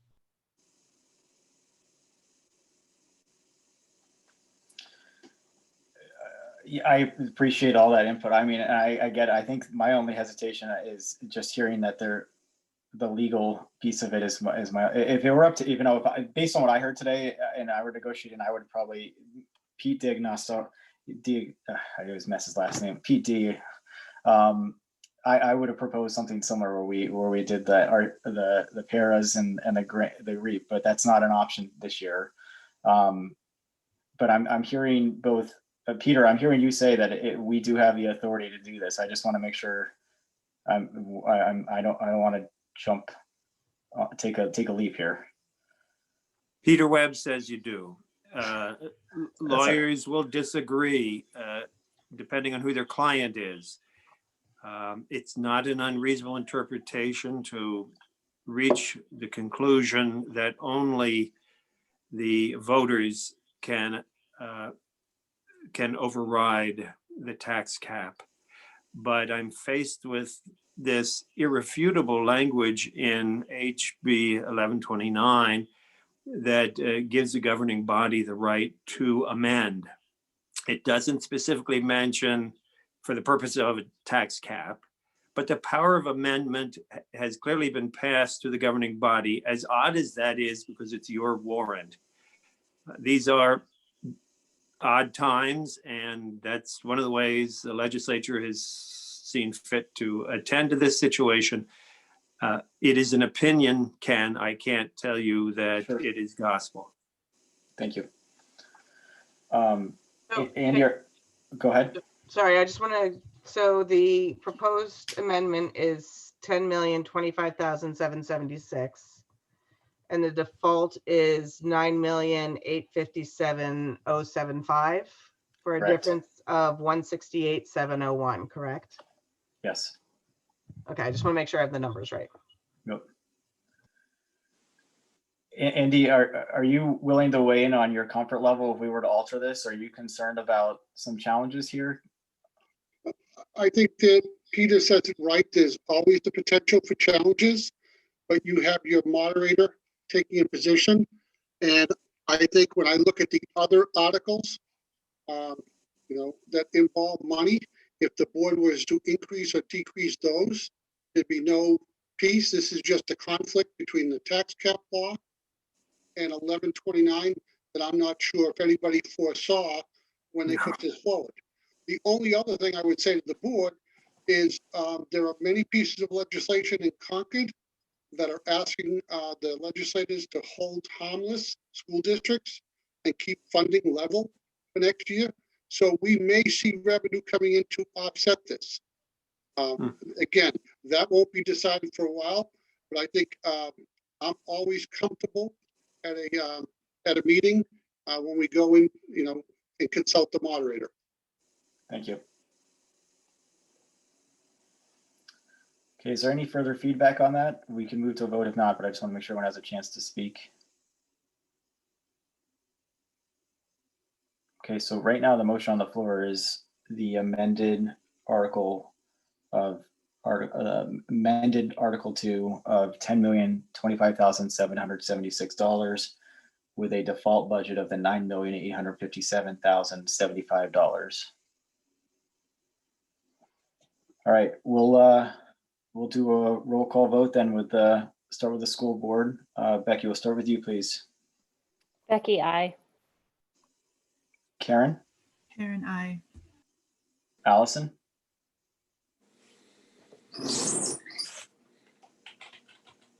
Allison, I. Aaron? Aaron, I. And Ken I as well. So that's 5-0. Allison, I understand your hesitation. Let's give the Finance Committee a chance to take a position as well. So Brian, I'll turn it over to you. Right. So the decision to make the amendment is purely a school board decision today. And so that's what they've decided to do. What we can decide is whether or not we want to continue with our existing recommendation or to change our recommendations for it. So given that the total has changed, I think that we should re-vote on a recommendation for it. So is there discussion? To reconsider. Yep. Second that. Okay. And so is there any discussion then? I would say that ultimately this is an unusual year for the reasons that have been discussed. But ultimately I do have reservations to reverse the good work that the school board has done to budget within the existing tax cap. And I would encourage that budget to go forward as presented.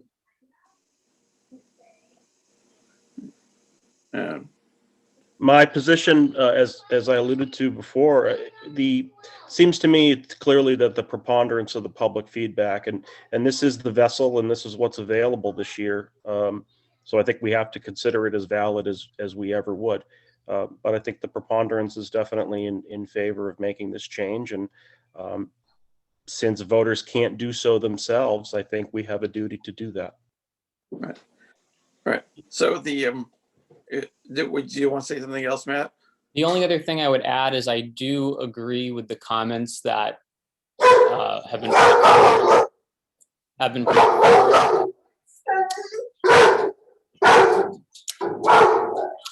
the comments that have been brought forward regarding that voters would likely amend the base to reflect the one-time revenue from the state. But I would also say that this is this decision is impacted by the town's prior action to reduce the tax burden last year, which has clearly had impacts on the upcoming budget. And moving forward with one-time money, we should make strategic decisions regarding how we invest one-time dollars moving forward. And I apologize for the background noise. Okay. So a point of clarification with the school board. So you've amended voted to amend the article. Are you planning to vote on recommendations for it? Separately from the vote to amend? That's a good point. I guess we should, thank you for that. Yeah, we need to do that. Okay. Since we're already doing this, I'll go ahead and ask the Finance Committee for our recommendations. So the question is, given that the amount has been changed to the new figure, Would you recommend the article or not recommend the article? Matt, No. Dennis, Yes. and I vote yes. So that's 2-1 recommended by the Finance Committee. Thank you. And to the school board, let's do a recommendation now based on our adjustment. Thank you for that catch. So this is for the new amendment of the 10,025,776. I have a So question. Becky, please. Sorry. So the original motion's still on the floor for the original. Right, what you're saying is right. What you're voting on is whether you're going to amend the original motion. You're not voting to approve this new number. You're voting to change the issue in the floor to that number, and then you vote after you pass the motion to amend. Yeah, didn't we vote 5-0 to amend it now? Thought that we did. I think you did. You're right. So you still have to vote on the main motion, right? Okay, the amended version. Yeah. Thank you. Okay, so now we're voting on that, the amended motion of that $10,025,776. Is there any other feedback that anyone wants to bring up before we go to a roll call vote? What was our number? Because I don't have my paper here with me. If Andy or Kelly can give me the information that we had before we took out the MTSS and the projector and that other position. What was that original number before we went down to the tax cap? That was the 10,025,776. It was that number. Yes. Okay. Yep, this includes those three positions, or I'm sorry, those three pieces. Fully Okay, loaded thank you. position, 2 MTTS pairs, and the projector.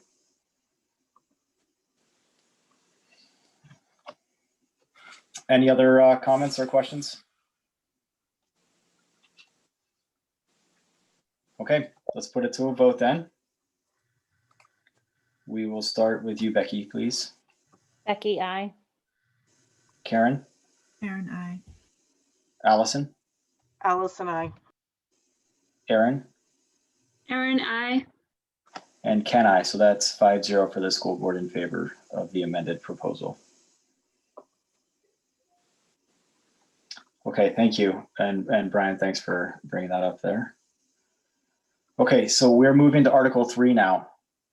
Article 3 reads, to see if the school district will vote to raise and appropriate a sum of $75,000 from the June 30th unassigned fund balance surplus available for transfer on July 1st, 2021 to be added to the previously established school facilities maintenance fund. The school board recommends this Article 500. The Finance Committee recommends this Article 210. So we need a motion to move Article 3 to the warrant as written. Before we make a motion, were we supposed to recommend the last article? We never did that. We just We're did that. to vote whether we recommend it or not since it was changed. We just did that. That's what you just did, Aaron. I thought we just voted to move it to the warrant. Is that what we did? We had. Let's just make it sure. Do a do-over quickly. Okay. And All right. clean the rest up. Let's clean the so are we, is this now for our recommendation? Yeah, it's kind of a duplicate vote. You're gonna, vote to recommend and then vote to approve in the end, like you were the voters. Okay, thank you. So we're gonna go back to Article 2, just to clarify. So this is a motion to recommend. Is that what we want to start with? Okay. We want a motion to recommend Article 2 at a $10,025,776 with a default of $9,857,075. Okay. So moved. Second. So this is our recommendation now as a board, and we'll go around with a roll call here, please. Becky, Sorry, we'll Ken, start did with you you. say 775 or 776? It's $10,025,776. Thank you. Yep. And then the default was what you heard there was $9,857,075. Becky, I. Karen, Karen, I. Allison, Allison, Aaron, Aaron, I. and Ken I. So we recommended that 5-0 as a school board. Thank you. Now we need to motion to amend vote. We're voting on this as our official warrant for the FY22, please.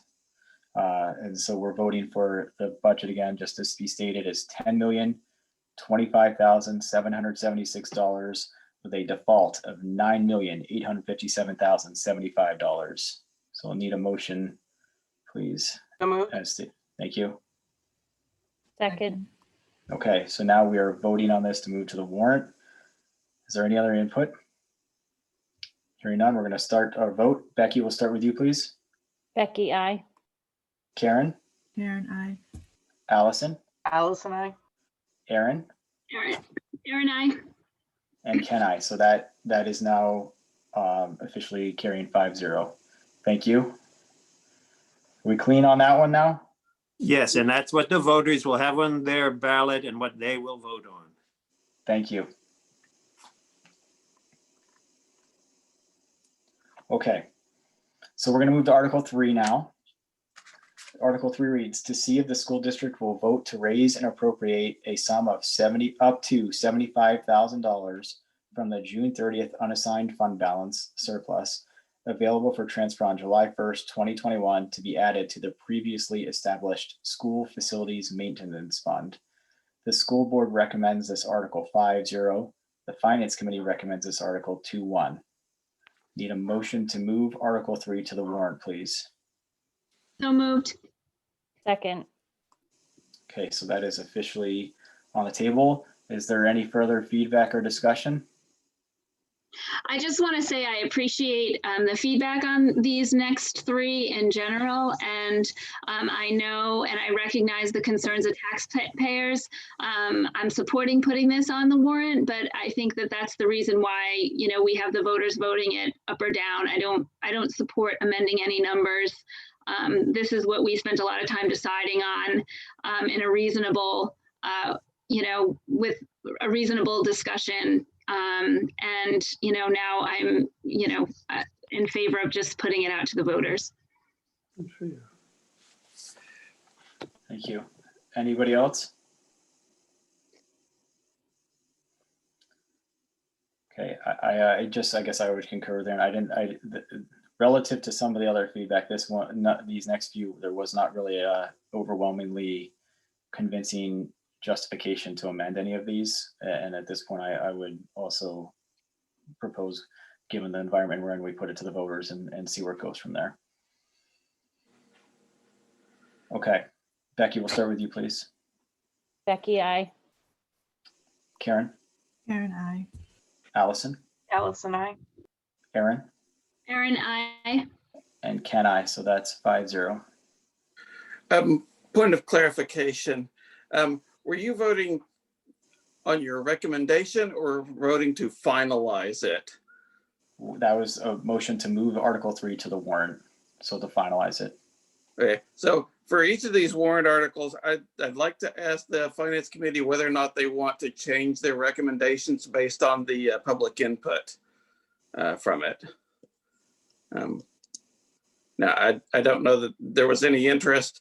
I'm fine with it as we've already voted. Dennis? I'm fine with it. And Matt? No issues from my end. Okay, great. Thank you. All right, thank you, Brian. Okay, so we're going to move to Article 4 now. Article 4 states, to see if the school district will vote to raise and appropriate a sum of $25,000 to be added to the previously established Special Education Expendable Trust Fund. This sum to come from the June 30th unassigned fund balance surplus available for transfer on July 1st, 2021. No amount to be raised from taxation.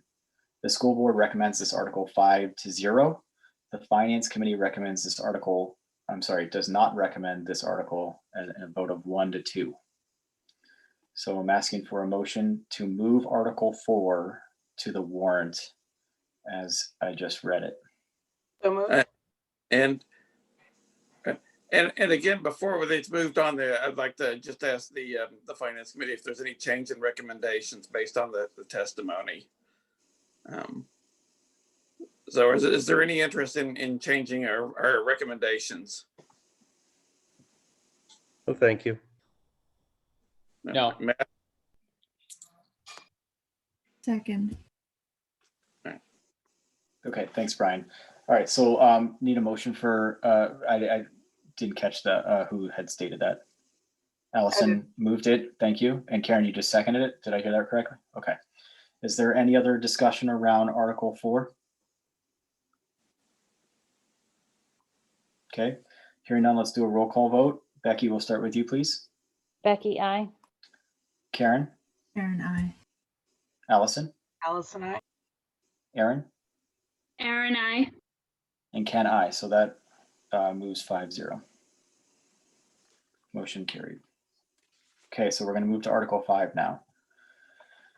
To see if the school district will vote to establish a contingency fund for the current year for unanticipated expenses that may arise, and further to raise and appropriate a sum of up to $40,000 to go into said fund. This sum to come from the unassigned fund balance surplus available for transfer on July 1st, 2021. The school board recommends this article 5-0. The finance committee recommends this article 2-1. Brian, I'll give you the opportunity to talk to your committee first. Right. So the question is do we want to re-vote on our recommendations on this? Matt? Prior to making that decision, does the school board anticipate, I'd prefer the school board to move this to the warrant and then have us weigh in on whether or not we want to change our recommendation. Okay. So my understanding of this was that in moving it to the warrant, it includes our recommendations already, which is why I was suggesting making the recommendations before it gets moved to the warrant. Is that might be an incorrect assumption on my part? I'm sorry. I thought it was the opposite of that. Well, I'm not sure. But in that case, no, I wouldn't have any changes. Let's ask Peter. Yep. I would say it's irregular for that recommendation to be modified based on public discussion.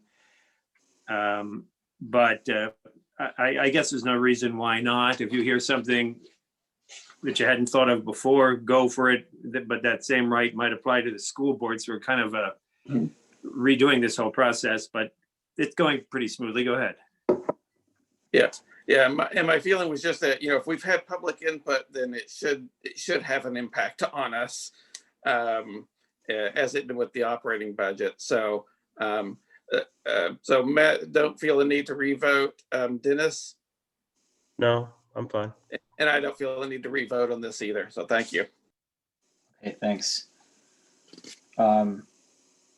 So need a motion to move Article 5 to the warrant, please. So moved. Second. Thank you. Is there any further discussion? Yes, it's implicit in what you just did, but I want everybody to approve it. I want everybody to approve Article 5, not just. Oh, yeah. No, yeah, we're gonna go through roll call right now. Thank you. Okay. Any conversation before we move to the vote? All right, Becky, we'll start with you, please. Becky, aye. Karen, Karen, I. Allison, Allison, I.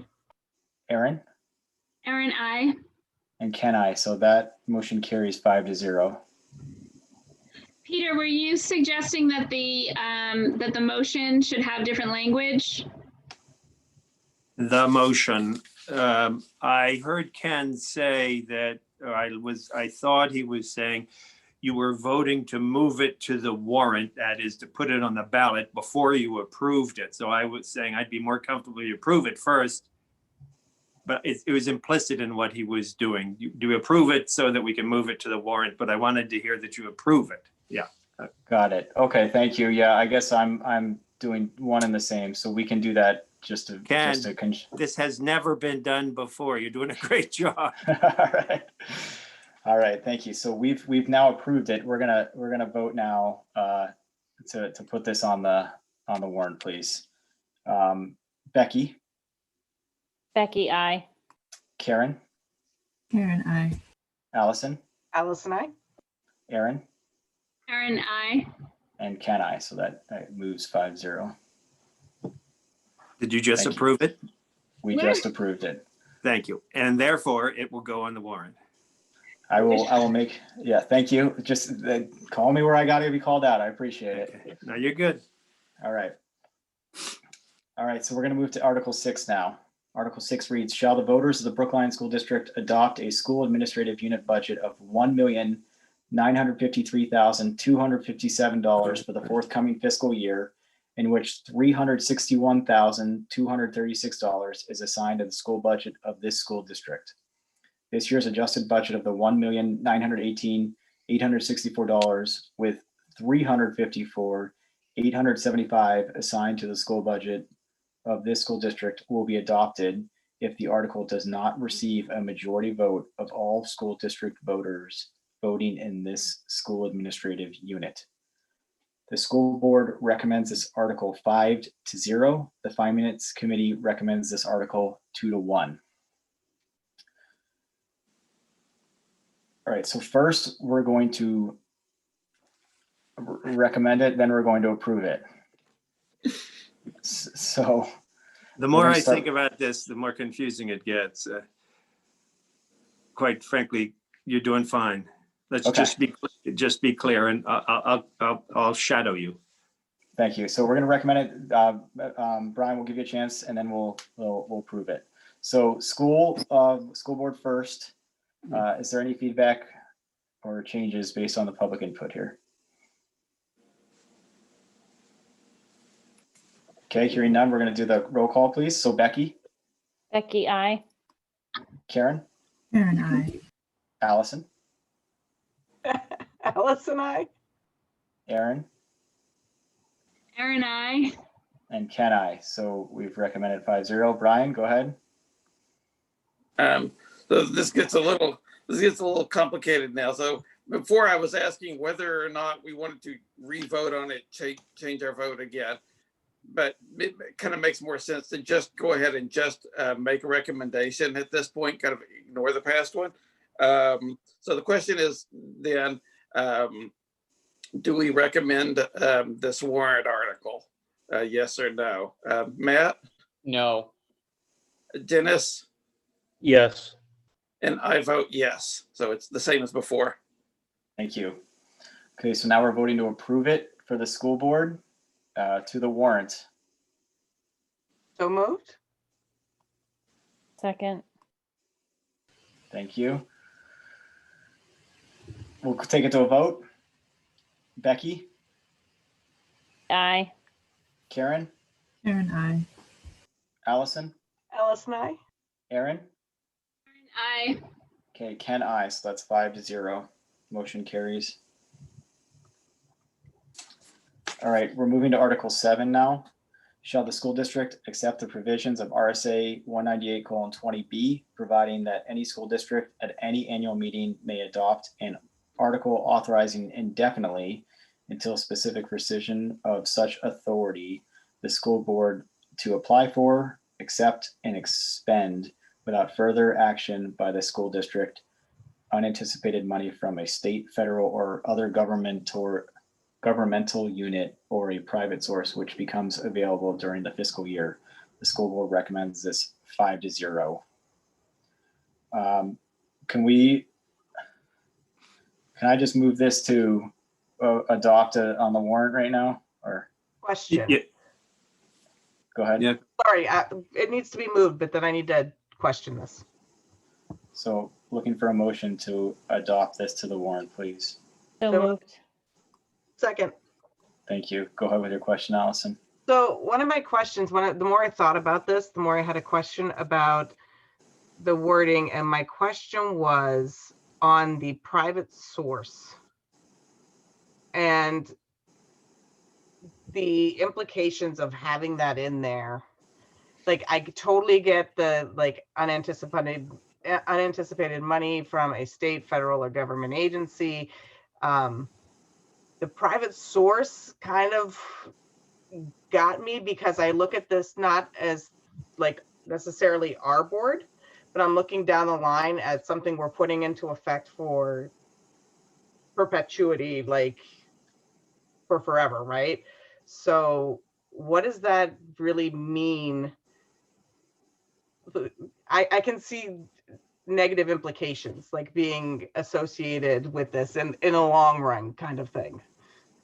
I think the easiest way to answer that, Allison, is that any private entity that made a donation to the Brookline School District, I would have to bring that to you as a school board so that you could make sure it aligns with your values and your philosophies as a town and as a school before that money can be accepted.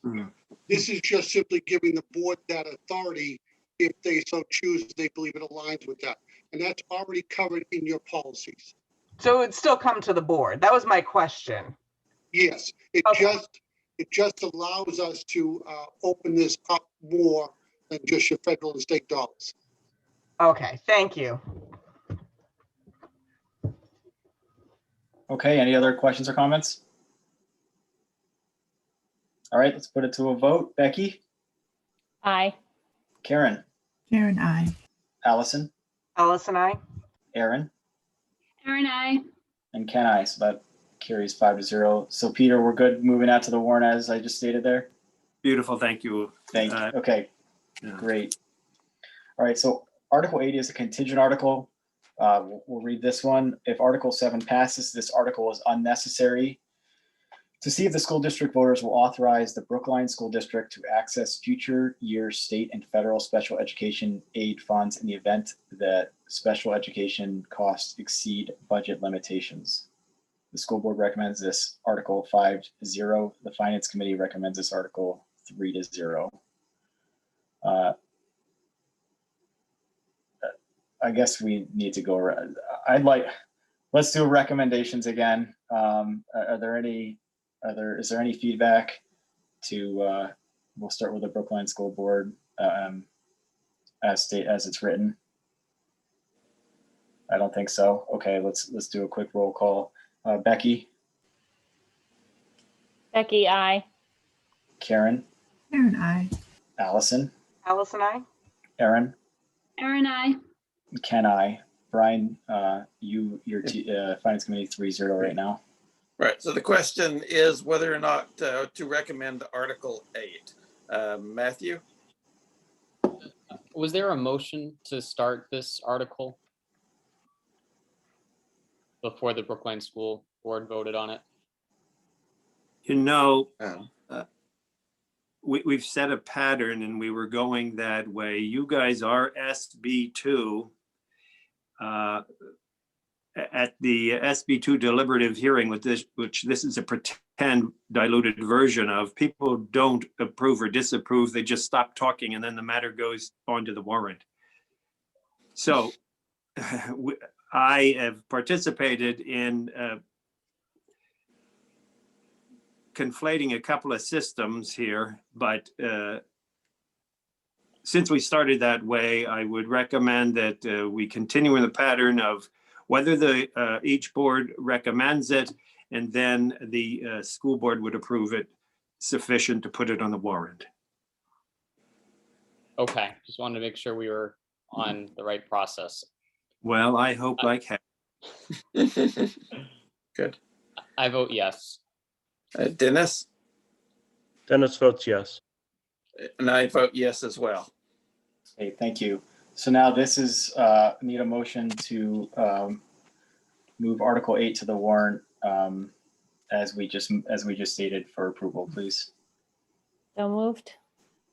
Second. Okay, Becky, we'll start with you. Becky, aye. Karen, Karen, I.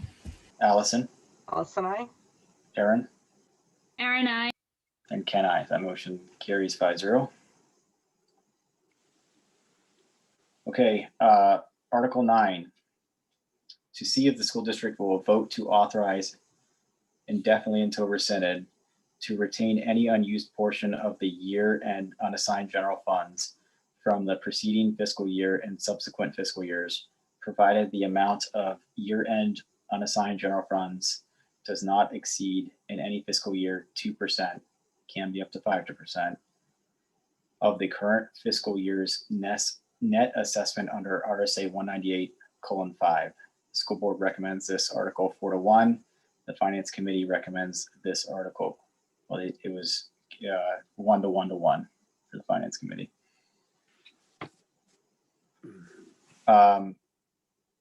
So first we're gonna discuss about as written, please, before we approve it for the school board. So I'm looking for a motion to proceed as written for Article 9 on the warrant. So moved. Second. Okay, so this is at the 2% right now. There was some public input on this, so I don't know if anyone has any opinions on this before we go any further. I've heard different numbers and thrown out. Are we good just staying at the 2% as it's stated here?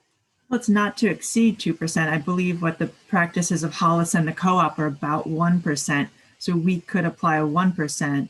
We don't need to go up to the 2%. And so I don't know if we need to change the language. It's not Yes, saying that we are going to approve at 2%.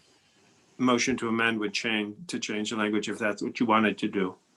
Okay, so I just saw Kelly shake her head and said we're good with the language as stated.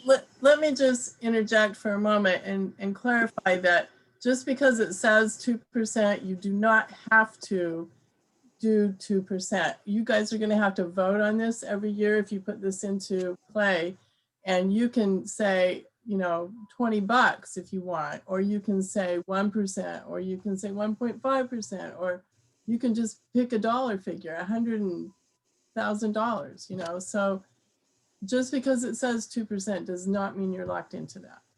Thank you. Okay, so we were 4-1. We're gonna go around a recommendation again before we approve it. Becky, I'll start with you. Becky, aye. Karen, Karen, aye. Allison. Allison, Allison, I didn't hear you. I'm sorry. sorry, Allison, I. Thank you. Aaron Aaron, I.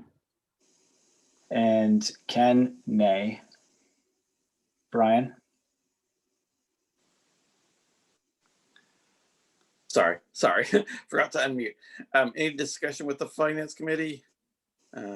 Just one clarifying point to what Kelly had said. This allows the board to make a decision on what they do at the end of the year up to 2%, but the board would still take a vote at the end of each fiscal year to determine what portion of the unassigned fund balance is either refunded to taxpayers or retained up to this limit. That is correct. Thank you. So the question is, do we recommend Article 9? Matt, After consideration, I will change my vote to yes. Dennis, Yes. and after consideration, I'm going to change my vote to no. So the article is recommended by the finance committee 2-1. thank you. Okay, so now we're going to move Article 9 to the warrant. We're looking for an approval to move it to the warrant with a recommendation of 4-1 for the school board and 2-1 for the finance committee. So moved. Second. Okay, that is on the floor. Is there any other discussion within the school board? I guess I'm going to just say why I'm saying nay is I personally, I think we have the three funds. I worry about a perpetuity fund. I like that, for example, the contingency gets returned every year and then we go back forward with it. I think that's allows a little more transparency and say for the tax base, and that's just my reasoning. I still fully support those contingency funds and that mechanism so that we have them. I just think having it on an annual basis makes sense personally. I don't disagree with you, Ken. I kind of was hoping that if that goes into play, that some of the other funds go away. So I think that was my thought process, that if this gets approved by the voters, that you'll see the contingency fund go away, because that becomes the kind of contingency fund. I don't think you'll see the special ed fund go away, because that can't even come close to what the special ed fund is going to be, but you'll see some of that other stuff go away. That was my thought process on that. So, but I Yep, totally understand yours. Makes sense. And I think the only clarifying point I'd make to the rationale is the contingency fund we would vote on every year. This would be indefinite then. Once that went in there, it would stay and not be returned. And that was the reasoning. I thought it got returned. It doesn't? No, Ken, it does. It resets every year, and you do have to vote on what amount you are going to put forward. Yes. But the money that we put, say we said 1% last year, that 1% would stay in a fund though, then it would not be returned back to the taxpayer, right? And then this coming year, we would vote on the amount again, right? No, every year that gets returned, and then you vote again for it. So you could vote. So I thought it was like the contingency fund, except bigger. It is. It's exactly, now they have removed all the, because we used to only be able to use this retained fund balance for emergencies. And now they have taken that away. So you can literally use it for anything, just like your $40,000 contingency fund. So in my mind, it makes perfect sense now that if you vote this forward, then you can get rid of the $40,000 contingency or whatever we put in the budget. And this does have to be voted on every year. It's not an accumulative fund. It's just at the end of the year, it gets returned back to the taxpayers, and then you're going to vote a new number, which could be the same. I think the difference, though, is that this dollar amount is voted on by the board, whereas the contingency funds every year are voted by all of the taxpayers. So that's the difference. We would still require a public hearing, though, so we would still get input. No, you do not public have input? to do a public hearing. Okay. They have taken that away. You used to have to do that, but not now. Thank you. That's good input. I misspoke, but I still do think, based on what we just said, I still stand with that because I like the idea of the public input piece. I just think, I know we're elected officials, but I do like having the public have input too. Okay, so we're gonna move this now to a vote so that it can go on the warrant. That motion's on the floor. So Becky, we'll start with you. Becky, aye. Karen? Karen, aye. Allison? Allison, aye. Aaron? Aaron, I. And Ken, aye. So that motion carries 5-0. It's on the warrant. Okay, so we're down to petition warrant articles now. Article 10 is the first petition warrant article. States, shall we direct the Brookline School Board to convene a study committee investigating the feasibility and suitability of expanding responsibility of the Brookline School District to grades K-8, with the committee consisting of a school board member, select board member, finance committee member, and 2 members of the public, reporting findings by November 3rd, 2021.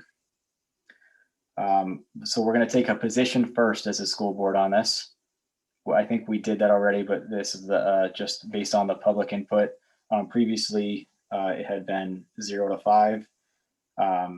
So is there any, I need a motion. I need a motion to, go ahead, Peter, please. I would like to know where people stand on the recommendations first. If you just take a roll call on that. Okay, thank you. So we're going to take our stances again based on the public input. We'll start with the board. Becky? Becky, no. Karen? Karen, no. Allison? Allison, no. Aaron? Aaron, no. And Ken, no. So that's 0 to 5 again. Finance Committee, would you like to take a position on this? So first we need to take a vote to decide whether or not to take a position on this. Traditionally, Finance Committee hasn't taken a position on things that don't directly impact fiscal policy, and also not so much on petition warrant articles, but that's just by tradition. There have been exceptions for it. So is there any discussion on whether or not we should make a recommendation? Brian, I'm going to reverse myself from the email that I sent earlier this week. Given that this is just a study, there would not be a fiscal impact directly tied to this warrant. So I would say I would lean on the side of not taking a position on the warrant article. Yeah, good. I agree. I'm comfortable with the school board recommendation flying solo. Great. So I'd just like to take a formal vote on that. The question is whether or not we make a recommendation. Matt? No. Dennis? No. And I agree, and I vote no as well. All right, so no recommendation from the Finance Committee. Thank you. Okay. So if there is no motion to amend, this article goes forward to the ballot. Curious thing is, you have the right to amend a petition, the way the vote, a petition warrant article, just the way the voters could do it. Advisability of that is another issue. But if there is no motion to amend this, then it goes forward to the ballot. Okay, it sounds like we should proceed as is now, right, Peter? We've provided our feedback and put it to the voters at this point. Yeah. Okay. Well, that I would recommend would be the way to go. Thank you. Okay. The other petition warrant article is Article 11. It reads, shall we adopt the provisions of RSA 32:5 V/B requiring that the annual budget and all special warrant articles having a tax impact as determined by the school board shall contain a notation stating the estimated tax impact of the article. And that reads, the determination of the estimated tax impact shall be subject to approval by the governing body. We don't have it on here. I believe our previous position though as a school board was 2 in favor and 3 against. So let's take a position again based on the public input that we've received this evening. Is there any discussion before we move to a formal position there? I again am not in favor of this. I think we only had one bit of input on this through feedback, but I'm not sure I like how it's framed as either you're for transparency or against transparency. I feel like we could maybe take a policy that we always have our board presentations include the tax impact. And I would go as far as like linking the board presentation to every warrant article so that the voters have the full picture of not only the tax impact, but also the rationale behind the warrant. And I think providing that full picture is more responsible than just a number. Yeah, Karen, I think that's, I like that because there was some feedback around only keeping it to the SAU type articles too, as opposed to citizens petitions, which I thought was a very valid point. So I know previously I was in favor. I think the idea of a policy that still drives that, but in a different mechanism for the school related warrants, to me, that makes more sense. So I appreciate your input and the public input. And I think to me, that's going to change how I vote on this too. What was the public input, Ken? It was around keeping the tax impact related only to the school related warrants because the administration really that's what they're responsible for, but asking then for things that are citizen petitions and coming up with a tax impact to those, it's an added burden for something that wasn't put forward by the administration or requested by the schools. I just think that this is it's a good conversation. I think that's why this should be something that the board deliberates on putting it on a future warrant and, spending some time in a board meeting discussing this topic rather than, you know, being in this position to take a position right now as a citizen's petition. That was why I voted the way I did. Okay. So let's take a position. So in favor is yay or no. So Becky, we'll start with you. Becky, no. Karen, Aaron, no. Allison, Allison, yes. Aaron, Aaron, no. and Ken, no. So that changes from 2 to 3 to 1 to 4.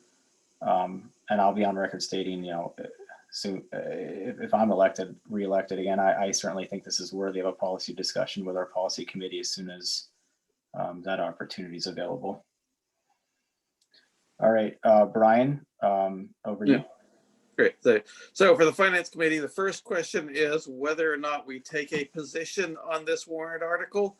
I can kind of see it both ways myself. So discussion. Nope. Then Matt, did you want to say something? I would just say that I believe more information is always beneficial. And I don't see any concerns with including this information on the warrant. And I think it is a disservice to the voters to not include this information on the warrant. So, You know, I think I agree with you. I mean, ultimately, that's the number that is most meaningful and most accessible to a voter. You know, if I stand in a voting booth, oh, it's $60,000. You know, how much is that? Is that a lot or a little in the overall? I like the idea of having some sort of metric that's accessible to people. I don't know. Maybe it's this. Yeah. Right. So the question is, do we make a recommendation on it? Matt? I'm going to vote yes. Dennis? Yes. And I'm going to vote yes as well. For this reason stated. So now the question is, what recommendation do we make? So the question is, do we recommend Article 11? Matt? And just one clarifying question. This would be represented in dollars per thousand, as opposed to the total cost for a property valuation of X dollars. Yep. Matt votes yes. Dennis? Can I ask a question? How much work is this? Is this a huge burden administratively to create this? Well, that was the concern for us, is the out of the scope of the schools, it becomes a burden, and that's why I changed my vote for that exact reason. Yeah, depending on what that petition warrant article is, it could be a lot, because I have to kind of read someone's mind in some cases. But as far as our articles, I feel comfortable in doing that. It's not a lot of work. It's work, but not a lot. Mm-hmm. Then Dennis votes yes. Matt, you're still good? Yes. And I'll vote yes as well. So the Finance Committee recommends Article 11, 3-0. Okay, thank you. So that's another citizen position. So as it is now. Okay, Article 12. To transact any other business which may legally come before said meeting. Is there anything with that one, Peter? It's usually format. Yeah, can we just move that one to a vote right now? Is that okay? That's, well, if no one's going to amend it, it'll go on the warrant, as silly as that is. So if you take no action, it just goes forward and it's put on the ballot for the people to vote on. Is there anybody that has any feedback or amendments? No. Okay, so that will move forward as well. Okay, so that's the end of our annual meeting. So I want to just take a note again. The Finance Committee, thank you for joining us this evening and providing your inputs and feedback. To the general public, thank you for all the feedback that we received. It was great, helped guide the discussion this evening, so we very much appreciate that. And to the teams on, thanks for working through a pretty unusual environment. Peter, thanks for guiding us as well. Appreciate that. Great job, Ken. All right, thanks everyone. So we're going to adjourn the annual meeting at 8:50 p.m. Do we need to make a motion to do that? Make a motion. We need a motion. Motion Okay. to adjourn? Second. All right, so we're going to do a roll call vote. Aaron, we'll start with you. Aaron, I. Karen, Karen, I. Becky, Becky, I. Allison, Alice and I. Brian. The finance committee, yeah. Yep. Brian, Brian, I. Dennis, Aye. and Matt, Aye. and Ken, I. So I'm sorry, we're adjourning at 8:51 p.m. now. Thank you all. Thank you. And with that, we're all set. So thanks, everyone. Great.